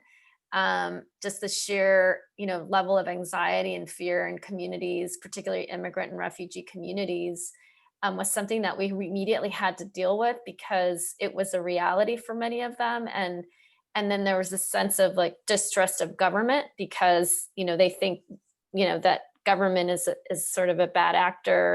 And so I think there was a lot of educating and information sharing that had to take place. So we created a lot of different workshops on, making sure that the community understood what their rights were, that, that LA in particular, our mayor at the time, made sure that the city of Los Angeles was a city of sanctuary, a city that was welcoming. And we devised a policy at the sort of local level here in Los Angeles, where we basically said to all communities that, the city itself is a sanctuary city, and that they should avail themselves of services because, they are definitely able to in a city like Los Angeles. So a lot of it, I think, was really education, information dissemination, making sure that we build those bridges with our communities that we had already established in our civil society organizations that we worked with to ensure that, immigrant communities and refugee communities weren't fearful of government. So I think that was really the main effort. It was really to ensure that on the integration side, on the immigrant refugee integration side, that our programs and services would still be available and making sure that communities understood that. Fantastic. Thank you so much. So we're going to go back to Isoa because inclusion is about intention, and we intend to make sure he is included. So your remarks for your award, congratulations again for the Alumni Impact Awards. And when you're ready, we'll shift right over to some quick Q&A. Thank you. And my apologies again for the technical difficulties. Yes, so I am extremely excited about this award, and I greatly appreciate the work and the commitment that's done by every stakeholder. And I'm really privileged. And I really thank the motto that we all respect and use, that no one is left behind. So there's been a lot of contribution from stakeholders, from other colleagues from around the globe and the Pacific region. And I'm thankful for this. It's an eye-opener, and I'm so thankful to the inclusiveness that Cultural Vistas has accorded us in this program, and for coordinating the programs. And I thank you all so much. Fantastic. Isoa, you attended the 2018 Young Pacific Leaders Program. So yes, tell us about that. And then you've come back as a mentor. And as we know, mentorship is such an important component to leadership development. So can you talk about your experience as a participant and then evolving into a mentor, so giving back to the very same program that gave you something? Yes.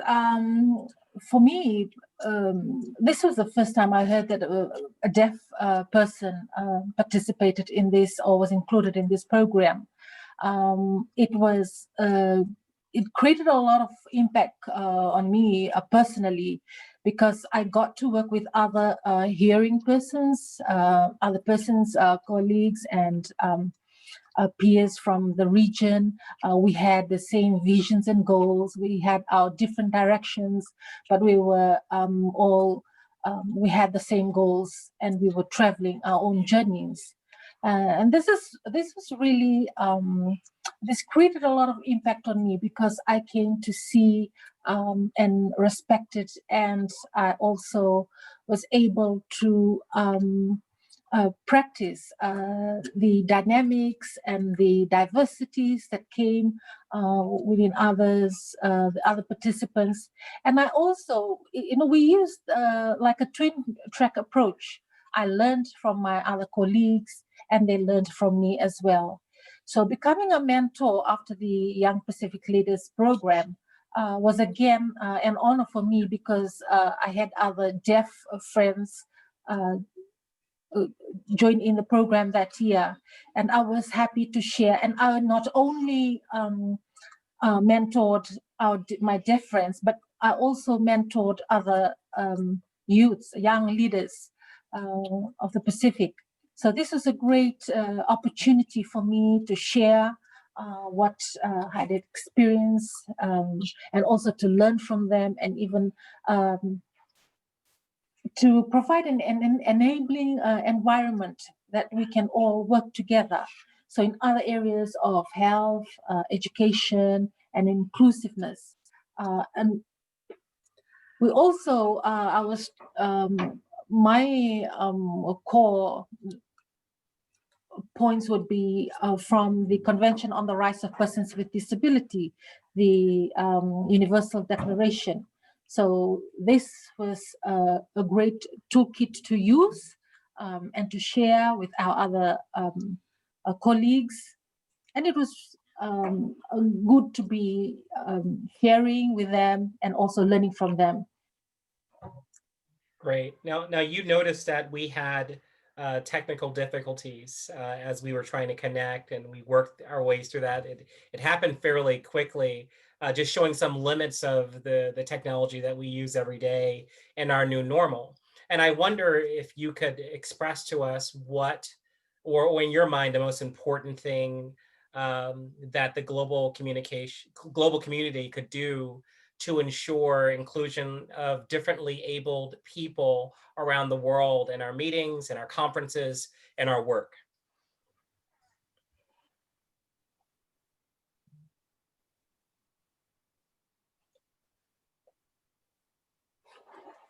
Thank you. One thing that we often talk about is not one size fits all. So whatever access to communication, information is different. And we have different needs for different persons. You will see that I'm lagging in my or in my communications or in my signing, because I'm speaking through an interpreter. Mm-hmm. So there will always be a lag, and there will always be, but we're trying our best to work up to par. So, and also, but we're getting accurate information, but you will just see that there are a few lags in there. And then again, it's the access to information and communication, the access to network, and providing it in user-friendly formats. So there are different ways that communications and information is passed on or is disseminated. We still use the radio, we still use the newspapers, so, and even word of mouth, and even spreading the news and signing into each other. I believe that we can still pass on information, and it is extremely important to be passing on accurate information, because any misinformation, any misinterpretation, or any miscommunication can result in other dangerous issues and even death for some. Great, thank you so much. And I just have a final question to all of our awardees. We're going to start with Shari, then Linda, and then Isoa to bring us home. And that question is as follows: how can we better support our alumni to build more equitable pathways to global opportunities? We'll start with Sherry. I guess I really want to foster, collaboration with each other, because there are so many alumni under the Cultural Vistas, and they're like scattered all over the world. They have different expertise. Like for example, for me, I'm in agriculture sector. Maybe later on I can work with Linda on how, we can collaborate from her end of the world and her work also. Maybe I can be of help, in terms of my expertise in agriculture. And if there's a chance I can work with, the people that she's working, but I don't have that expertise and she has that expertise, so maybe we can collaborate each other. So what I'm trying to say is, for all the alumni of Cultural Vistas, we are all connected, especially with this internet right now. And so we're so connected. So hopefully this will, inspire all of us to continue collaborating, continue creating, and to really continue coexisting, in this world. Especially, it's difficult, it will be a new challenge for all of us. But for me, it's also a time for awakening, a time for really working together, and a time to be kind to each other, and a time to be more compassionate on what other people would say. I really wanna, to close, I really wanna congratulate Linda and Isawa. Isawa, you're such an inspiration. I was just listening to you, and I was just looking at you, and this is actually what we're doing. Sorry, I'm becoming emotional because we work with a lot of farming communities, and in every farming communities, there are people that are not included.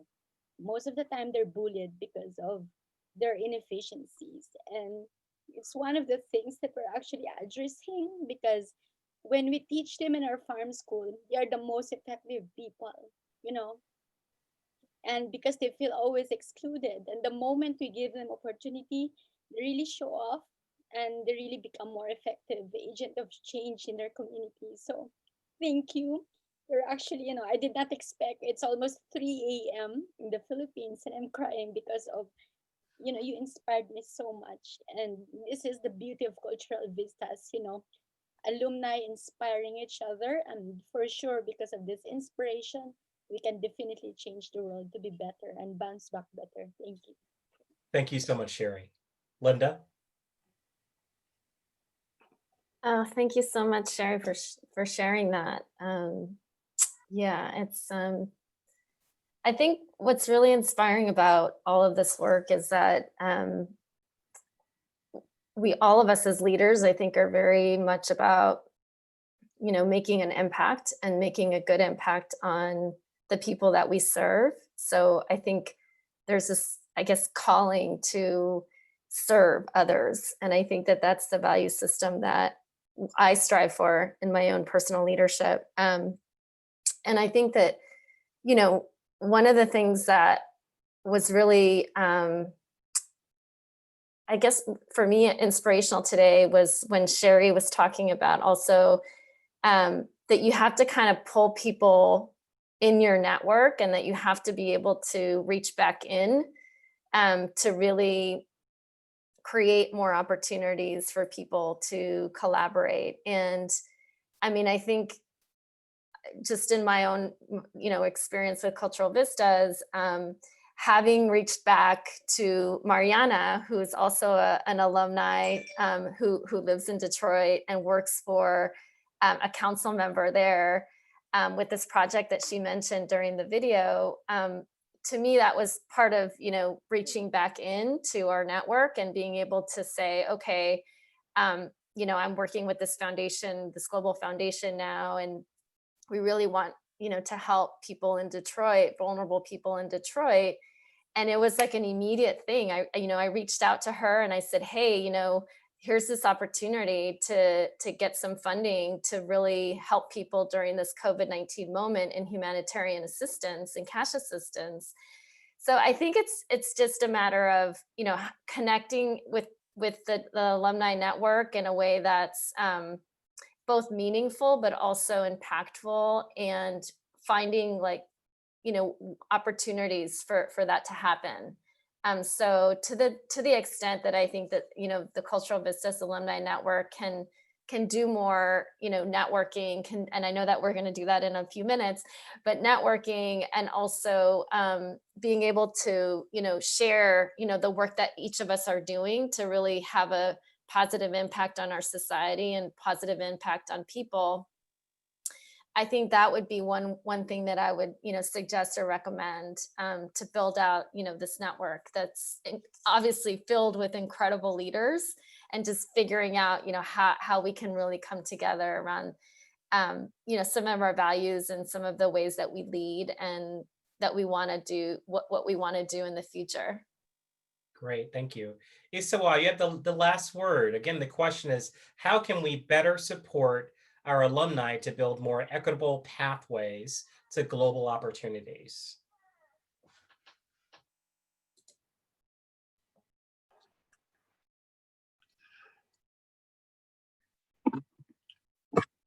So let me just touch on how I reached out, or I'll talk a bit on the deaf community in the Pacific region. Imagine the hearing people, they have unlimited or a lot of vocabs and words. And for us deaf people, we have very limited vocabs. So imagine us, when I went out and when I started video calling my friends, deaf friends in Papua New Guinea, in the Solomon Islands, they had never heard about other funding opportunities for young people. They had never even heard about the YPL and Cultural Vistas. So this was a way of me reaching out to them and telling them of the opportunities that are there. This included Kiribati and Samoa, all these deaf communities in these Pacific Island countries. So again, collaboration is very important, teamwork, as well as networking, and to continue to build a positive and a suitable environment that is accessible to youths with disabilities, and also to make sure that they're also part of the discussions from in all stages of any project or plans. So it doesn't matter if you have a disability or not. It's important that we appreciate each other, the values that we each have, the uniqueness in each and every one of us. And I'm in awe with the project and the business that's happening in the farming, the agriculture there in the Philippines. And then again, I think it's important that education should be, quality education should be given to each and every child, irrespective of their abilities or diverse abilities. So I also congratulate each and every one of you. And I also personally, I look forward to more inclusive networking and collaborations in future. Thank you. Great, thank you so much. Ladies and gentlemen, I can hardly think of 3 more worthy alums to receive awards this year. Please join me again in congratulating Linda, Cherrie, and Isoa as our Alumni Impact Award winners. Also, let's congratulate again Shari, Slate, and Cisco Corporation for being our Corporate Award winner. We will now be joined by Jennifer Clifton. Thanks, Cordell. Thanks to all of our awardees, and thanks for staying up late to be with us this afternoon. Boy, that was very inspiring. A couple of words come to mind in terms of themes that we heard today: collaboration, community, commitment, and calling. I think it just is a reminder of us recommitting to those values that we all hold so dear to our hearts. So that concludes our program for today. We do invite you to join us at our after party, where you can network with our community and make those connections. To join, please find a link in the chat. You can click on that after we wrap up, and the link will take you to a separate gathering. At the after party, we'll be breaking out into smaller groups so we can all have some deep conversations. If you run into any issues, please contact us at events@culturalvistas.org, and we'll be here to assist you. As a reminder, if you'd like to make a contribution to Cultural Vistas, you can text CV 2020 to 44321. And again, we really appreciate your support. Before we do part ways, I wanted to give you some details about our event tomorrow. It will be the second and final day of our program that will begin at 12 p.m. Eastern Standard Time. The agenda tomorrow includes a cultural program and a global trivia competition. We'll hear from alumni of the International Visitor Leadership Program, the State Department's U.S. Department of State's premier professional exchange program, who are finding ways to collaborate across borders during the pandemic.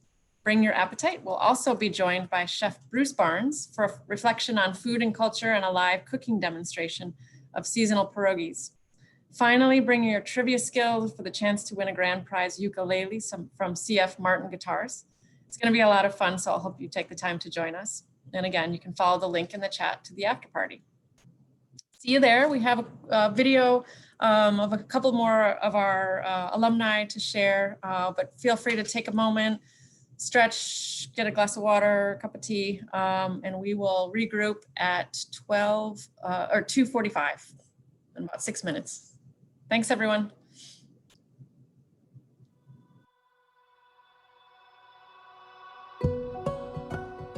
Hi, my name is Ben Kennard, and I'm from Long Island in New York. I'm a 2016 Congress Bundestag Youth Exchange alum. When I lived with my first host family in Cologne, Germany, I was one of 5 kids in the house. We had students from China, Brazil, and Turkey, and my native German host brother too, and 2 dogs. When I moved to Münster, I lived with 4 cats, a roommate, and a young married couple. And during my time with them, they ended up divorcing. Of course, I have endless stories, the good, the bad, and the ugly, that came from my time living in these hectic environments. But I took so much more from my year abroad than these stories alone. I developed deep relationships with the people I was living with and learned an invaluable lesson. People are doing the best they can, leading the lives they're living. For me, it's an incredible privilege to play just a small role in the narrative of their lives.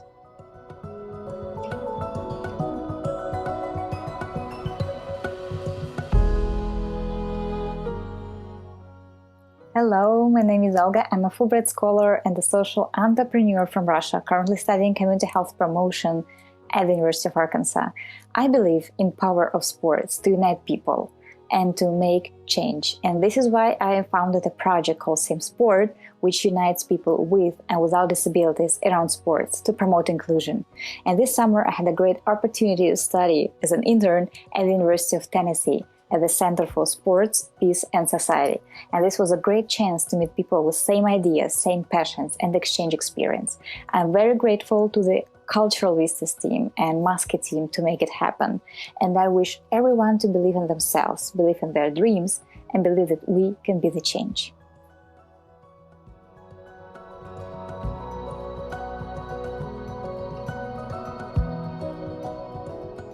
Hi, my name is Reagan Wilson, and I am from Washington, D.C. by way of Atlanta, Georgia.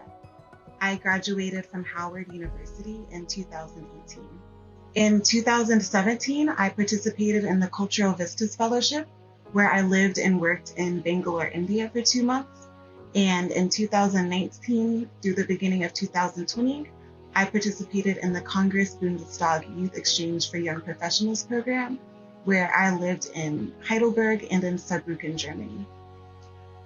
When I traveled to India through the Cultural Vistas Fellowship, I definitely got that travel bug. And because of the Cultural Vistas Alumni Network, I had a really good resource that helped me hone in on what country and what type of program would provide the most meaningful international experience for me. My favorite part of living in Germany was being able to go hiking in the Black Forest. I love trees and I love to hike, and I think that's probably one of the most beautiful places in the world that you could do so. I went with one of my host families and they were super welcoming. They showed me around. I got a drink though while we were on that trip as well. So that will always be a great memory for me. To other alumni around the world, I just want to say hi. I miss airplanes too. Hopefully we will be able to travel and see each other in person again soon, but until then, just hang in there and we'll make the most of this challenging time.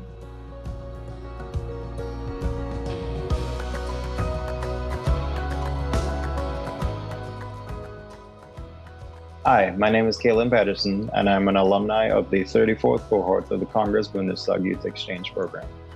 After graduating from Morehouse College, I thought that this would be a great opportunity for me to gain necessary engineering experience and expand my job prospects.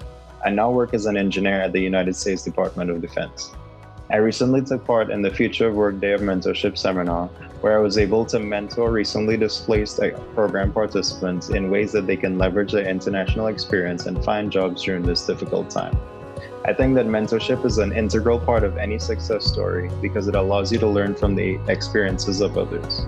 I'm grateful to Cultural Vistas for extending multiple opportunities for me to study abroad, and I hope that future participants will continue to stay positive and expand their horizons during this difficult time.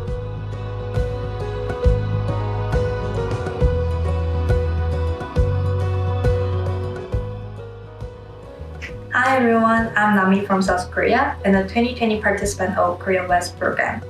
I've been doing my internship at Easter Seals, located in Silver Spring, Maryland, since last November. Easter Seals is trying to make profound positive differences in the daily lives of people of all ages with disabilities, special needs, military background, and their families. As an HR intern, I have learned a lot of HR's responsibilities, and even during this time, I come to the office every day. And this experience helped me decide to come back to the US and get a PhD in positive psychology and industrial organizational psychology in my future. I know this is a really tough time for all of us, but I think this is a good chance that we can focus more on ourselves and consider what we really want to do in our future. And we can realize how precious the people around us are and appreciate our previous normal life. I believe all of you have been doing really, really well, and please believe in yourself. Thank you.